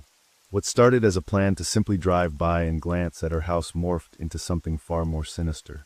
So Jason parked his car at the end of the street, out of sight, and walked toward the Rowe family home. The house was dark, the windows all closed. But there was one window, the bathroom window, slightly ajar. Being the thin, nimble guy he was, Jason squeezed right through it without hesitation. Once inside, he sat quietly in the bathroom for about 30 minutes, just listening, waiting for the house to settle, ensuring that everyone was asleep. Now, Jason claims his initial plan was to confess his feelings to Chantel. But let's be real. Why would he grab a kitchen knife before entering her room? Investigators knew right away this wasn't just some awkward confession. Jason had far darker intentions. Police believed that he was going to threaten her, to control her in the twisted way his obsession demanded. When he finally entered Chantel's room, she resisted his advances. And that's when everything snapped. Her rejection triggered a violent fury in him, and in that moment, Jason didn't hold back. He brutally stabbed her over and over. The screams from Chantel woke her parents, Andrew and Rose, who rushed to protect their daughter. But Jason, now fully consumed by rage, turned on them as well, stabbing both Andrew and Rose to death in a frenzy. In his confession, Jason claimed he acted out of an uncontrollable passion, but the cold, calculated nature of his actions painted a different picture. This whole picture suggested premeditation, rather than a spur-of-the-moment crime. As the investigation progressed, more damning evidence surfaced, further tightening the noose around Jason. A pair of blood-stained shoes were discovered discarded in a deserted area. The blood on them matched the DNA of all three victims, and the prints from the soles matched the bloody footprints found at the crime scene. Inside the shoes, traces of Jason's sweat were also found, implicating him even further. Despite his attempts to cooperate, like promising to show investigators where he had disposed of the knives, the murder weapons were never recovered. This led detectives to believe that Jason was still trying to manipulate the situation, even as the evidence piled up against him. The trial of Jason Downey finally came in the fall of 2011, nearly a year after the murders. Throughout the trial, he remained cold and emotionless, frequently changing his testimony and showing no remorse for his actions. He continued to claim he had no memory of killing the Rowe family, even though his actions told a much darker story. One chilling detail that emerged during the trial was that after the massacre, Jason took Chantel's pendant and chain, a piece of her he kept even after her death. During the trial, Jason even argued that the tragedy could have been avoided if Chantel had simply invited him to the party she had hosted before her death. It was clear, though, that his deep feelings of rejection and obsession with her had pushed him to commit this unspeakable act. Throughout the proceedings, Jason maintained a calm, indifferent demeanor. When he finally pleaded guilty, it was an attempt to secure a lighter sentence. He later admitted to his brother that this was his reasoning, to avoid life imprisonment without the possibility of parole. Hateful things went through your mind, Downey refusing to even glance their way. I just don't think he shows any remorse for what he's done. Even police stunned at the sheer savagery of the crime and the killer's attitude since. His guilty plea shouldn't be seen as any sign of remorse on his part for 3 murders that I think are unrivaled in their cruel and savage nature. On April 19, 2012, Jason Downey was sentenced to life in prison with the possibility of parole after 35 years. Had he not pleaded guilty, he would have had to serve at least 45 years before even being eligible for parole. He even wrote a letter addressed to Chantel's family and friends, stating he was sorry and that he deserved whatever punishment came his way. But when you take a closer look at Jason's letter, it's hard to ignore the sense that there's no genuine remorse behind his words. It almost feels like a forced apology, like a boy who was made to write it rather than someone who truly regrets his actions. Chantel's brother, Christopher Rowe, who tragically lost his entire family, expressed that while he believed the sentence was just, no punishment could ever heal the pain of losing his loved ones. To honor their memory, Christopher had their names tattooed on his body, a permanent tribute to the family he lost. In one interview, Christopher couldn't even bring himself to speak directly to the press, so he let his cousin speak on his behalf.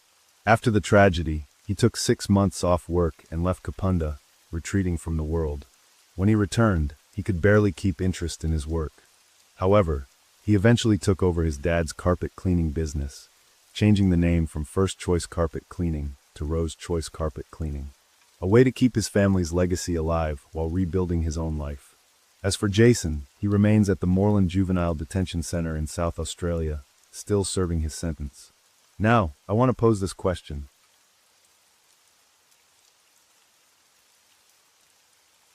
Story 3. In March 1994, the bodies of these 4 young women were discovered in a chillingly similar way. Each one had been brutally assaulted and strangled to death in their own homes, the very place they should have felt safe. When investigators finally tracked down their suspect, they uncovered a cold-blooded murderer who would go down in history as the first known African-American serial killer. And those 4 women, they were just the beginning. Serial killer is shocking enough, but Bad Henry, as the show is called, profiles the man who's known as America's first African-American serial killer. He was accused in 90 killings, convicted of 9 right here in Charlotte. And wait until you hear the connection between all of his victims. Between 1990 and 1994, at least 10 black women were found dead, all killed in the same horrifying way. But the police failed to connect the dots, whether it was carelessness or something worse. They let the bodies pile up while the killer kept hunting. In fact, he wasn't hiding. He was right there, even known to some of his victims. And it took 4 long years before he was finally caught. And it makes you wonder, if the police had done their job sooner, how many could have been saved? She passed out. That man was Henry Louis Wallace, casually detailing how he ended the lives of his victims like it was nothing. But before we uncover why he did it, and how he managed to stay undetected for so long, let's first get to know the women he was talking about, starting with Caroline Love. Caroline Love was 20 years old in the summer of 1992, working as a cashier at Bojangles. She had been at the job for more than 2 years, earning a reputation as a hard-working and reliable employee. Born and raised in Charlotte, she had always been driven. She ran track in junior high, graduated from Garinger High School, and later enrolled at Central Piedmont Community College to study nursing. By June of that year, Caroline Love was living with her best friend, Sadie McKnight, who also happened to be Henry's longtime girlfriend.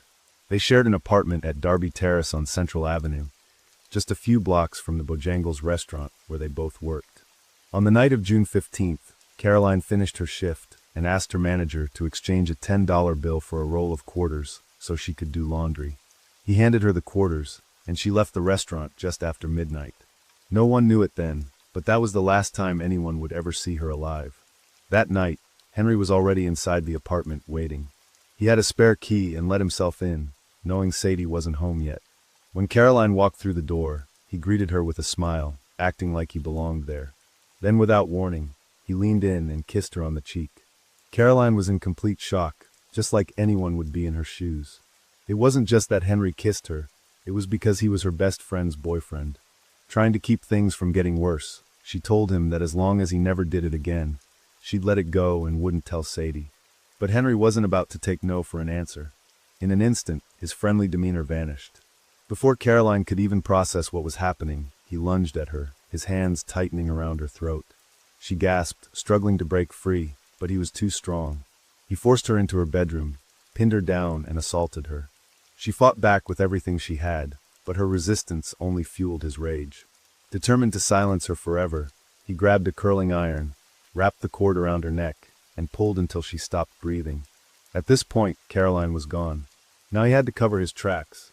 He grabbed Caroline's bedsheets and quickly wrapped her lifeless body, then stuffed her inside a large orange trash bag. With no hesitation, he dragged her out of the apartment and into his car. But before leaving, he went back inside, scanning the room for anything he could take to make it seem like she had simply disappeared. That's when he spotted the roll of quarters she had gotten earlier that night. He grabbed it, locked the door behind him, and walked away as if nothing had happened. The night was dark and quiet as Henry drove through the streets, looking for a place where no one would find her. Eventually, he reached a secluded area. Without a second thought, he pulled over, dragged Caroline's body from the car, and dumped her into a ditch. Then just like that, he got back in and drove away. Hours later, Sadie came home, completely unaware of the horror that had just unfolded in her apartment. Everything seemed normal at first, until she got a call from Caroline's sister, Kathy. There was worry in her voice. She hadn't heard from Caroline all day, and when she called Bojangles, she learned that Caroline had never shown up for work. Caroline was responsible, always on time, so this was totally unlike her. At first, Sadie tried to stay calm, but as the minutes passed with no sign of Caroline, concern quickly turned into panic. Desperate for answers, she, Kathy, and even Henry went to the police station to file a missing person report, hoping someone could help them find her. When the police arrived at the apartment to investigate, it was immediately clear that something was off. Caroline's bedsheets were missing. The furniture looked like it had been moved, almost as if there had been a struggle. The roll of quarters she had gotten the night before had also vanished, yet there was no sign she had gone to do laundry. Her hamper was still full. But despite all the red flags, the case was treated as a simple missing person report. There was no real investigation, no deeper look into what had actually happened that night. Time passed, and eventually people began to move on. At this point, Henry thought he was untouchable. He had already gotten away with Caroline's murder, and his violent urges were only growing stronger. But he wasn't some outcast, hiding away in the shadows. In fact, Henry had a decent social life. He was a well-liked manager at Taco Bell, where he built relationships with his employees. One of them was Shauna Hawk, a bright young woman juggling college and work, completely unaware that her boss was hiding a deadly secret. 7 months after Caroline vanished, on the afternoon of February 17, 1993, Henry showed up at Shauna's home. When she heard the doorbell, she had no reason to be suspicious. After all, it was just Henry. She let him in, and for about an hour they talked like normal coworkers.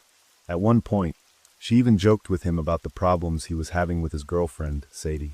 Everything seemed fine, but as their conversation wrapped up and Shauna walked Henry to the door, his entire demeanor changed in an instant. Without warning, Henry told Shauna he wanted to sleep with her. But it wasn't a suggestion. It was a demand. According to Henry, Shauna gave in, and they went to her bedroom. But after it was over, things took an even darker turn. He ordered her to get dressed and go into the bathroom.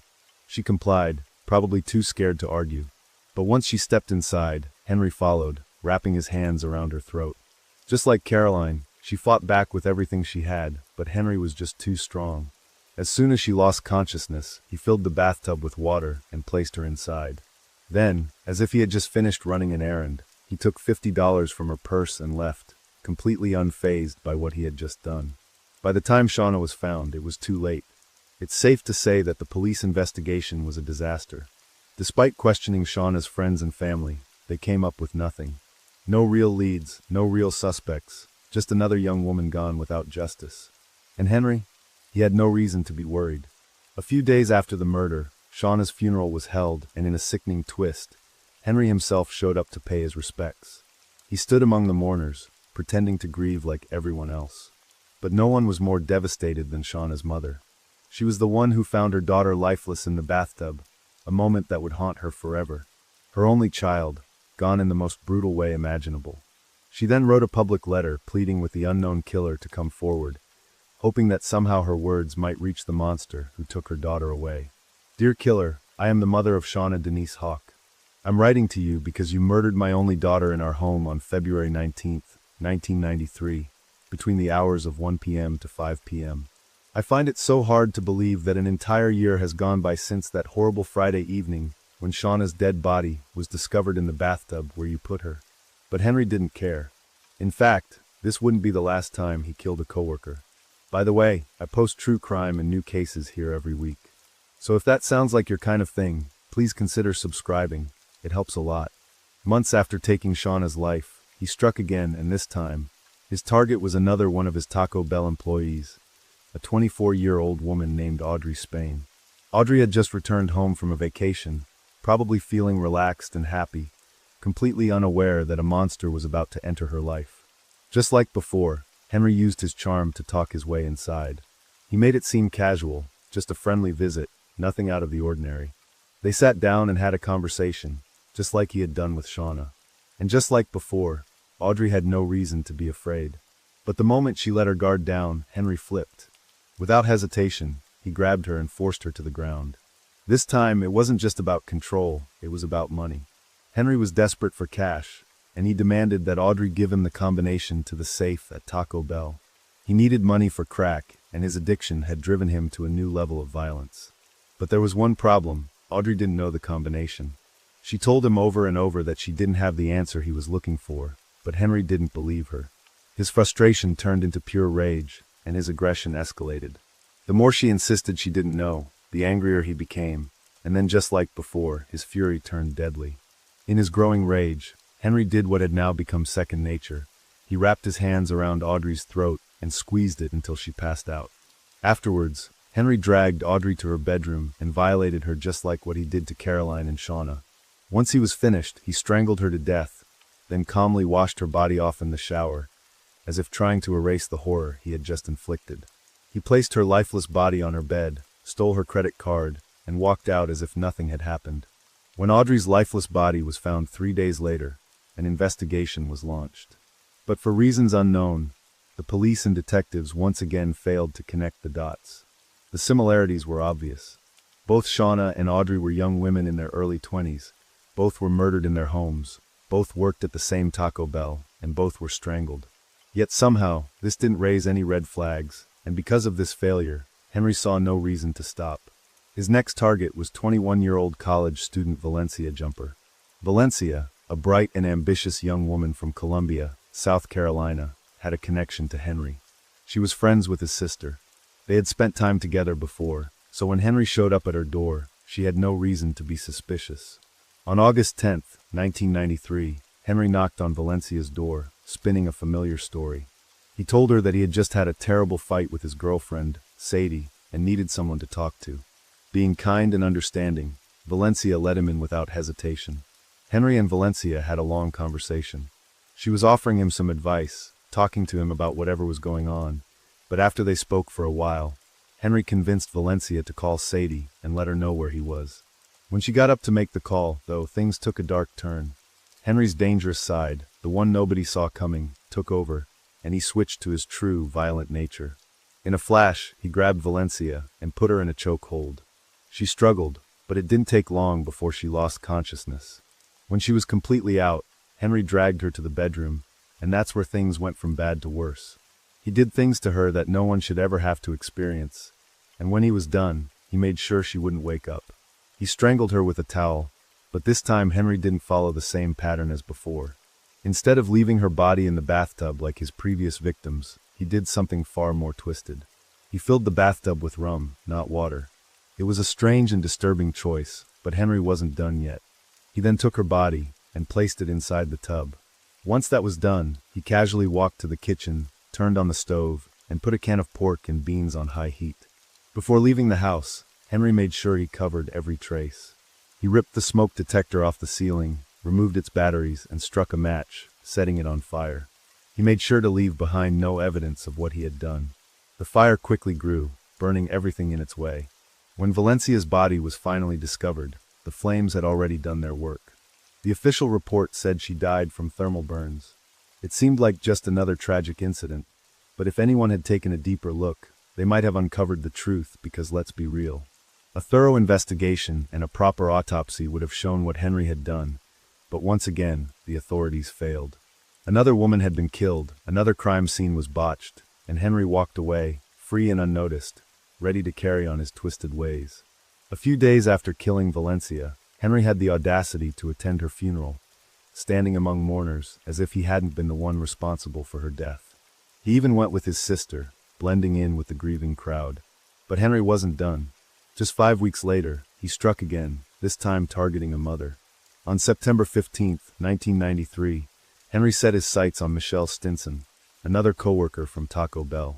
That night, he went to her home, and when he arrived, Michelle welcomed him inside. The two of them sat and talked for a while, having what seemed like a normal conversation. By then, Michelle's kids were already fast asleep in their bedrooms, completely unaware of the nightmare that was about to unfold. As their conversation came to an end, Henry suddenly hugged Michelle and told her he wanted to be intimate with her. But Michelle wasn't interested. She told him she wasn't feeling well. That should have been the end of it, but as mentioned earlier, Henry wasn't willing to take no for an answer. Instead, he got angry and demanded to see all the medications she was supposedly taking. He searched for prescriptions but found nothing, and that was all it took for his frustration to explode. Right there in the middle of the kitchen floor, Henry overpowered Michelle and took advantage of her, but that wasn't enough for him. When he was done, he tried to strangle her with a towel, just like he had done to Valencia. But Michelle fought with everything she had. She gasped for air, moaned in pain, and refused to let go of life so easily. Seeing that she was still struggling, Henry grabbed a large kitchen knife and stabbed her multiple times in the back. In the middle of this horrific attack, Michelle's 3-year-old son suddenly walked into the room. The innocent child had no idea what he was witnessing, but Henry quickly turned to him and ordered him to go back to bed. The boy obeyed, disappearing into his room while his mother lay bleeding on the floor. Once Henry was sure Michelle was dead, he grabbed the towel and the bloody knife, left the apartment, and threw both items over a nearby fence before disappearing into the night. The next morning, Michelle's children were the ones who found her lifeless body lying in the kitchen. Not long after, a friend stopped by to check on her. When they asked the little boy where his mother was, he simply said, "She's sleeping." He was too young to understand that she would never wake up again. And just like before, the police investigation into Michelle's murder was a disaster. Authorities failed to connect Henry to the crime. In fact, he wasn't even considered a suspect. By this point, 5 women had been murdered or gone missing, all within a 5-mile radius. Fear spread through the community. People were terrified, wondering if they would be next. In response, authorities increased police presence in East Charlotte. Now, sensing the pressure, Henry kept a lower profile for a while. But that didn't mean he stopped his crimes. He was still up to no good, committing smaller offenses while staying out of the spotlight. Early the following year, he fathered a child with a woman who wasn't his girlfriend. Then, on February 4, 1994, he was arrested for shoplifting. The police detained him, gave him a court date, and let him go. But when the date came, Henry didn't show up. A warrant was issued for his arrest, but law enforcement barely made an effort to track him down. Once again, Henry slipped through the cracks. By now, he felt so untouchable, unlike never before. In his mind, he could do whatever he wanted and never face any consequences. And so, it wasn't long before he gave in to his darkest urges again. On February 20th, 1994, Henry knocked on the door of Vanessa Mack, a 25-year-old woman who happened to be the sister of one of his Taco Bell coworkers. He used the same manipulative tactics he had before, chatting casually, gaining her trust, and convincing her to let him inside. The moment she did, he turned violent. He dragged her to the bedroom, assaulted her, and then strangled her to death. Before leaving, he stole her bank card, thinking only about his next hit of crack cocaine. The next morning, Vanessa's mother found her daughter's lifeless body. As for the police investigation, well, it went exactly how you'd expect. Investigators failed once again. Vanessa was now the 3rd murder victim connected to the same Taco Bell location, yet authorities still didn't see the pattern. By now, Henry was getting careless, too bold for his own good. His addiction to crack was spiraling out of control, and he was desperate for money. The following string would unfold in just a short span of time. In fact, within a period of only 3 days, starting on March 8, 1994, Henry's killing spree would reach new levels of brutality. On March 8, 1994, Henry showed up at the apartment of his friend, Bernice Woods. His real plan was to attack and rob Bernice's girlfriend, Brandy Henderson, but things didn't go as expected. When Henry knocked on the door, it was Bernice who answered instead of Brandy. Caught off guard, Henry quickly made up a story. He told Bernice that he was leaving town for a while and just wanted to say goodbye. After a short conversation, he left the apartment complex, but Henry wasn't done for the night. As he walked away, he remembered that another person he knew lived in the same complex, Betty Jean Bauckham, who worked as an assistant manager at Bojangles alongside his girlfriend, Sadie. Since Betty was in a position of authority, Henry assumed she knew the combination to the restaurant safe. Seeing an opportunity, he went straight to her apartment and knocked on the door. When Betty answered, Henry told her he needed to use her phone. Without hesitation, Betty welcomed him inside. While she turned her back to him, Henry pretended to make a call, but the moment she was distracted, he dropped the phone, rushed up behind her, and put her in a choke hold. Betty struggled, but Henry's grip was too strong. He demanded that she give him the safe combination, the restaurant keys, and the alarm code, everything he needed to rob the Bojangles. Betty held out for about 30 minutes, refusing to cooperate, but eventually she gave in. The moment she told him the safe code, Henry loosened his grip and let her go. Then something unexpected happened. Instead of panicking or begging, Betty asked Henry what was wrong with him. In response, Henry admitted that he was sick. He told her he had hurt many people. But instead of reacting with fear, Betty did something incredibly brave. She forgave him. She even told him he needed to get help. But Henry didn't care. Her words meant nothing to him. The moment she finished speaking, Henry snapped. Just like so many before her, Betty suffered the same brutal fate. He dragged her to the bedroom, assaulted her, and then strangled her to death. Before leaving, he robbed her apartment, taking a TV, a VCR, a gold chain, and even her car. He drove straight to a pawn shop, sold everything, and used the money to buy crack. But his killing spree wasn't over yet. Just 12 hours later, Henry returned to the same apartment complex. This time, he was determined to finish what he had originally planned. He knew Bernice would be at work, which meant Brandy was home alone with her infant son. Once again, he knocked on the door, pretending he had something to drop off for Bernice. Trusting him, Brandy let him inside. As soon as she turned her back, Henry grabbed her in a chokehold and demanded money. But there was barely anything in the apartment. Just a Pringles can filled with loose change. Clearly, that wasn't enough for him, so he dragged Brandy to the bedroom, assaulted her, and then strangled her to death. Then something unexpected happened. The baby started crying uncontrollably. Henry tried giving the child a pacifier, but when that didn't work, he did something truly monstrous. He grabbed a towel and began strangling the baby. Eventually, the crying stopped. Before leaving, Henry wiped down the entire apartment, making sure to erase any fingerprints. He then stole Brandy's TV and stereo system and disappeared into the night, leaving behind another horrifying crime scene. Next, Henry pawned off both stolen items and used the money to buy more crack. Fortunately, Brandy's baby survived the attack, but by this time, the police were finally closing in on Henry. After the discovery of 2 murdered women in the same apartment complex, local authorities held a meeting. They compared the recent murders and quickly realized a chilling pattern. Each victim was somehow connected to one man, Henry Louis Wallace. In hindsight, these connections should have been made much sooner, but due to a lack of resources and urgency, law enforcement had failed to act. While police were piecing things together and preparing to arrest him, Henry was already hunting for his next victim. This time, he targeted Deborah Slaughter, a former co-worker of his girlfriend at Bojangles. Henry knew that Deborah used crack, and he planned to exploit this. When he arrived at her home, he tried to convince her to split the cost of drugs with him, but she refused. Frustrated, Henry asked for a drink. As soon as turned her back, he grabbed a towel and wrapped it around her neck. As she struggled, she did something shocking. She accused him of murdering Brandy Henderson and Betty Beckham, and instead of denying it, Henry responded by assaulting her. Then he started rummaging through her purse, looking for valuables. Knowing that Deborah kept a knife in her bag, Henry forced her to dump out the contents in front of him. As soon as the knife fell to the ground, he kicked it away and demanded all the money in her wallet. She handed over $40, but Deborah wasn't going down without a fight. In a moment of defiance, she smacked Henry across the face and started screaming for help. But Henry wasn't about to let her escape. He tightened the towel around her neck once again, forcing her to the ground before repeatedly stabbing her 38 times in the stomach and chest. Within moments, Deborah succumbed to her injuries. After robbing her, Henry used the stolen money to buy more crack, but later that night, he made a chilling move. He returned to her apartment to clean up the scene, just as he had done before. However, his reign of terror was finally coming to an end. The very next day, police arrested Henry Louis Wallace. Wallace denied everything at first. He tried to distance himself from the crimes, but the weight of the investigation was undeniable.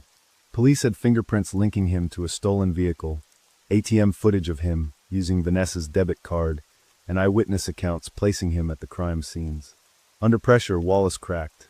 When asked to write down the names of his victims, detectives expected 4 names, for murders they had already connected to him. But as Wallace kept writing, their stomachs churned.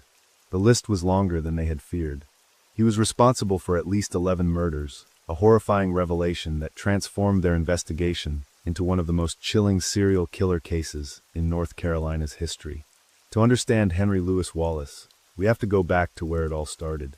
Born in Barnwell, South Carolina in 1965, Henry grew up in a small town with his mother and sister.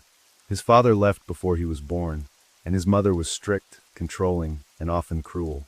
She made sure Henry followed her every rule, but despite her efforts, Wallace wasn't a good student. He struggled in school, rarely stood out, and never showed signs of brilliance or violence.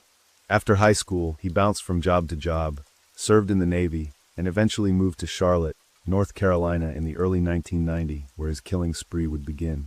Now, Henry's dark obsession with violence against women didn't start when he became a killer. It started much earlier, when he was just a boy. One day, young Henry witnessed a horrifying attack in the woods. A group of men assaulted a woman, and instead of feeling shock or fear, Henry later confessed that the scene excited him. That disturbing moment planted a seed in his mind, a twisted fascination that would later fuel his killing spree. In his confession, Wallace revealed that Caroline Love wasn't his first victim. In fact, his violent actions had started 2 years before her tragic death. His known victim was someone he had known for years, Tashonda Bathia, a high school student who had trusted him. Wallace had been quietly fixating on her, but no one around them had noticed the warning signs. One evening, he offered her a ride. She had no reason to feel unsafe. After all, she'd known him for a long time. But once inside the car, the situation changed. Wallace attacked her, took her life, and left her body in a pond, hoping no one would ever find out. For weeks, her loved ones searched for her, holding on to hope that she would return home. But that hope was shattered when her body was discovered in the water. Wallace was questioned by the police, but there wasn't enough evidence to connect him to the crime. And so he walked free. After realizing how easy it was to get away with his crimes, Wallace continued his violent spree. But before he even took the life of Caroline Love, he had already claimed another victim. In May of 1992, he crossed paths with Sharon Nance, a 33-year-old woman who had lived a difficult life. She worked hard to survive, but that night, all she wanted was what she was owed. Wallace refused to pay, and when she stood up for herself, he reacted with brutal violence. He beat her mercilessly, before leaving her lifeless body near the railroad tracks. Days later, she was found, but by then, Wallace was already moving on. For the next 2 years, he continued choosing victims, women he knew personally, women who trusted him. And all the while, no one realized a serial killer was living among them. 2 years after his arrest, Henry Louis Wallace finally faced trial in September of 1996. His defense team attempted to argue that Wallace suffered from mental illness and drug addiction, claiming that his use of crack cocaine impaired his judgment. While there was no denying that he had taken the lives of multiple women, his lawyers insisted that his crimes did not amount to first-degree murder. They claimed they were not premeditated acts, but rather impulsive violence driven by addiction. However, Wallace's own words betrayed him. His recorded confession revealed that in at least some of these cases, he had planned the murders ahead of time. He admitted to entering the homes of his victims with the intent to rob and kill them, contradicting the defense's argument. The trial lasted for 3 months, and on January 7, 1997, the jury reached a verdict. Henry Louis Wallace was convicted of the first-degree murder of 9 women. The sentence was clear, 9 death sentences, 1 for each life he had taken. On June 5, 1998, Henry Louis Wallace shocked the public once again, not with another crime, but with a wedding. Inside North Carolina's death row, just steps away from the state's execution chamber, Wallace married Rebecca Terreges, a former prison nurse. The Mecklenburg County Public Defender, Isabel Day, acted as an official witness and even took photos of the ceremony. Also present was the manager of the convicted serial killer, exchanged vows. But Wallace wasn't focused only on his new marriage. He was also determined to escape his fate. Since being sentenced to death in 1997, he has made several appeals, arguing that his confessions were coerced and that his constitutional rights were violated. Despite his efforts, the North Carolina Supreme Court upheld his sentence in the year 2000. Then, in 2001, the United States Supreme Court denied his appeal, leaving him with little hope of overturning his punishment. By 2005, after another rejected appeal, it became clear that Wallace was running out of options. Today, Henry Louis Wallace remains on death row, awaiting execution.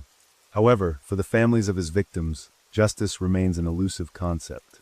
While the legal system handed down its harshest sentence, nothing can ever undo the pain and loss that Wallace inflicted. The scars left behind by his crimes will never fully heal, no matter the punishment he receives.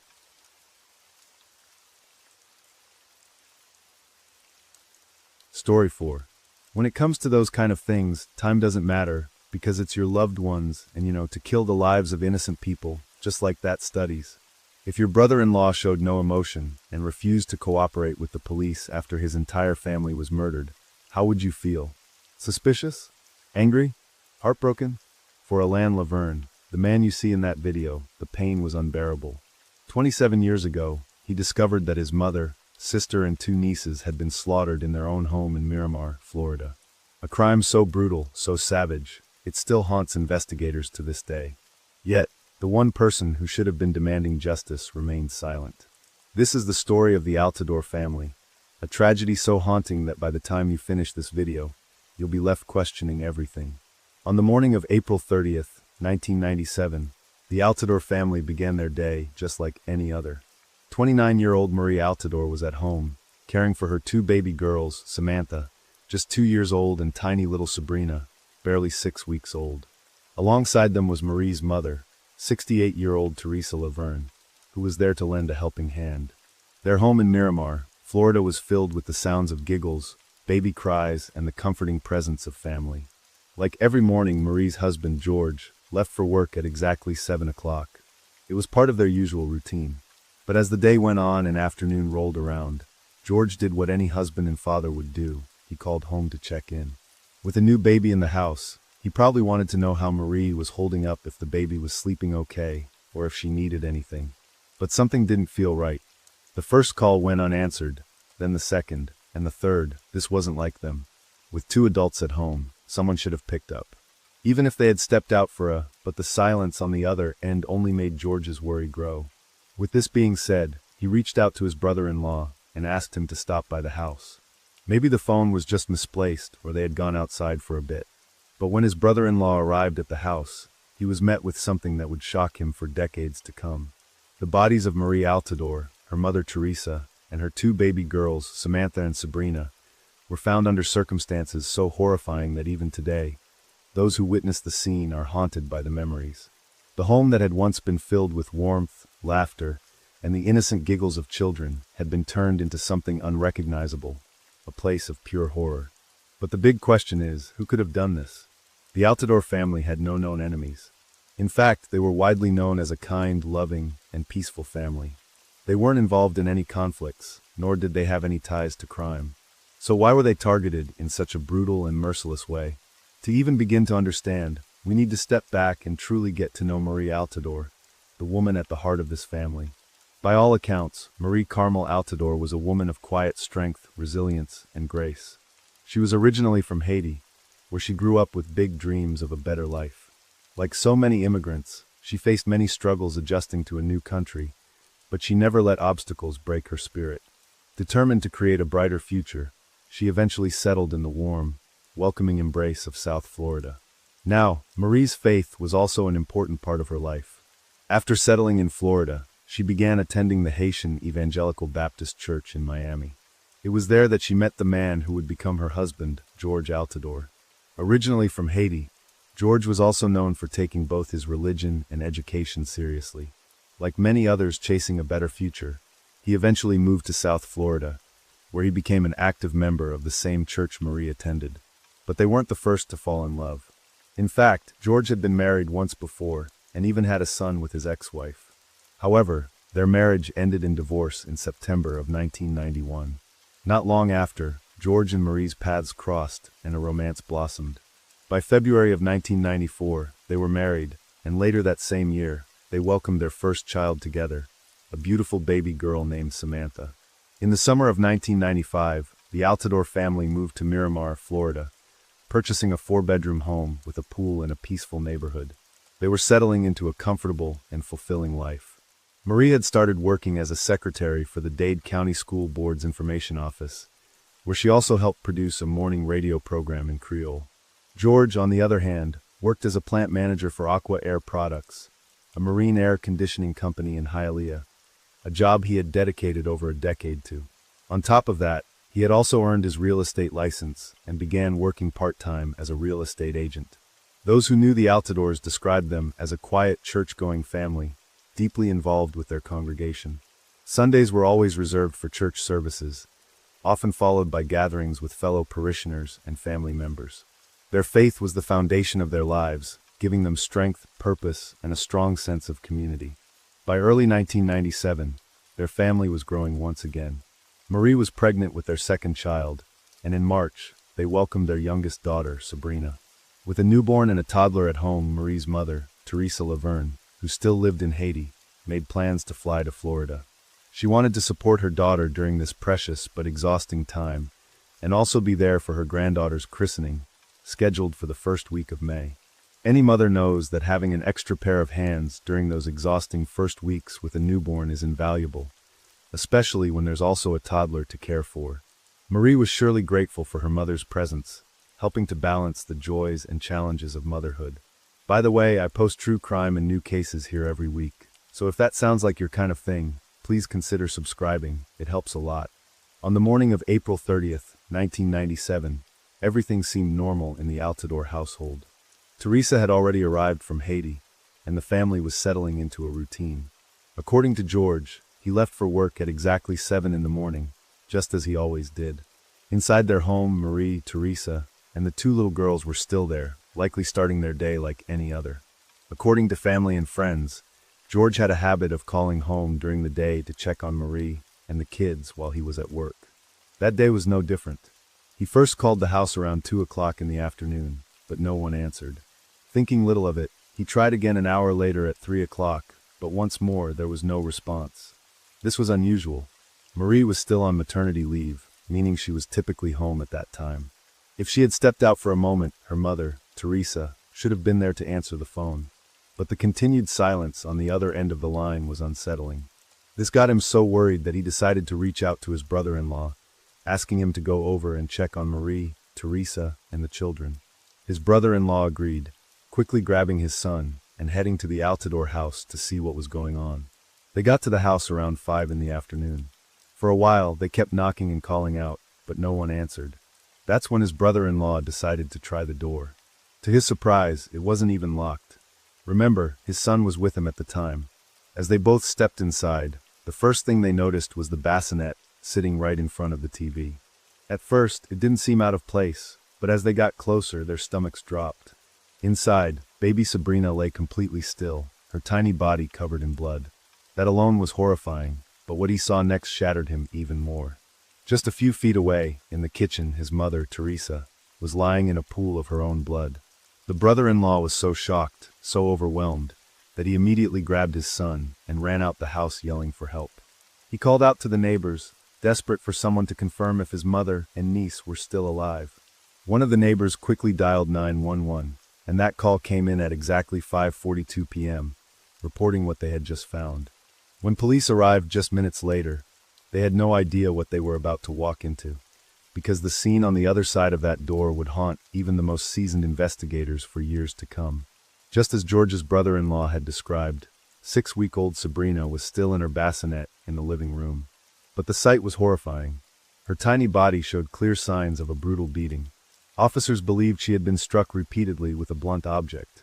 A few steps away in the kitchen lay Teresa, her body sprawled on the floor. She had been shot in the head and, like the baby, had also been beaten to death. But the horror didn't end there.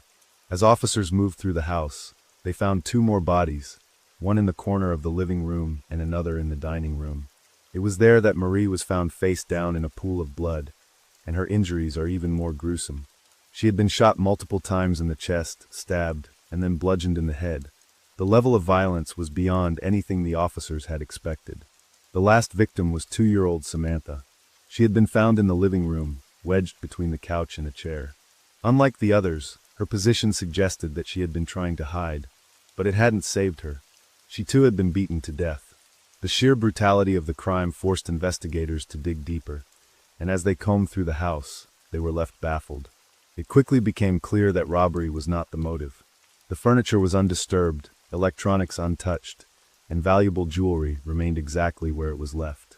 Strangely, no murder weapon was found at the scene. Then came an even more unsettling discovery. There were no signs of forced entry. The doors were unlocked, nothing was broken, and there was no evidence of a struggle near the entrance. This pointed to a chilling possibility that the killer was someone the family knew, someone who didn't need to force their way inside, someone they trusted enough to let in. Outside, in the gated yard, officers found the family dog. But according to reports, the dog was friendly, not the type to bark or attack, even at strangers. This raised an even more disturbing question. Was the killer a complete outsider who simply went unnoticed? Or was it someone much closer, someone who belonged there? As the detectives continued searching the home, they stumbled upon a chilling clue in one of the rooms. A message scrawled on the wall in messy handwriting. "I want my $100,000 drug money. They stole my drugs." At first glance, it seemed to point to a drug deal gone wrong, a violent retaliation. But there was one glaring problem. After a thorough search of the home, investigators found no trace of drugs, no hidden stashes, no paraphernalia, nothing. Even more puzzling, neither Marie nor George had any known connections to drugs or illegal dealings. This led to a series of unanswered questions that didn't add up. If this was really a drug deal gone wrong, why was the jewelry left untouched? Why didn't the killer even try to check George's office, where the supposed drug money could have been hidden? If they were desperate to get their money back,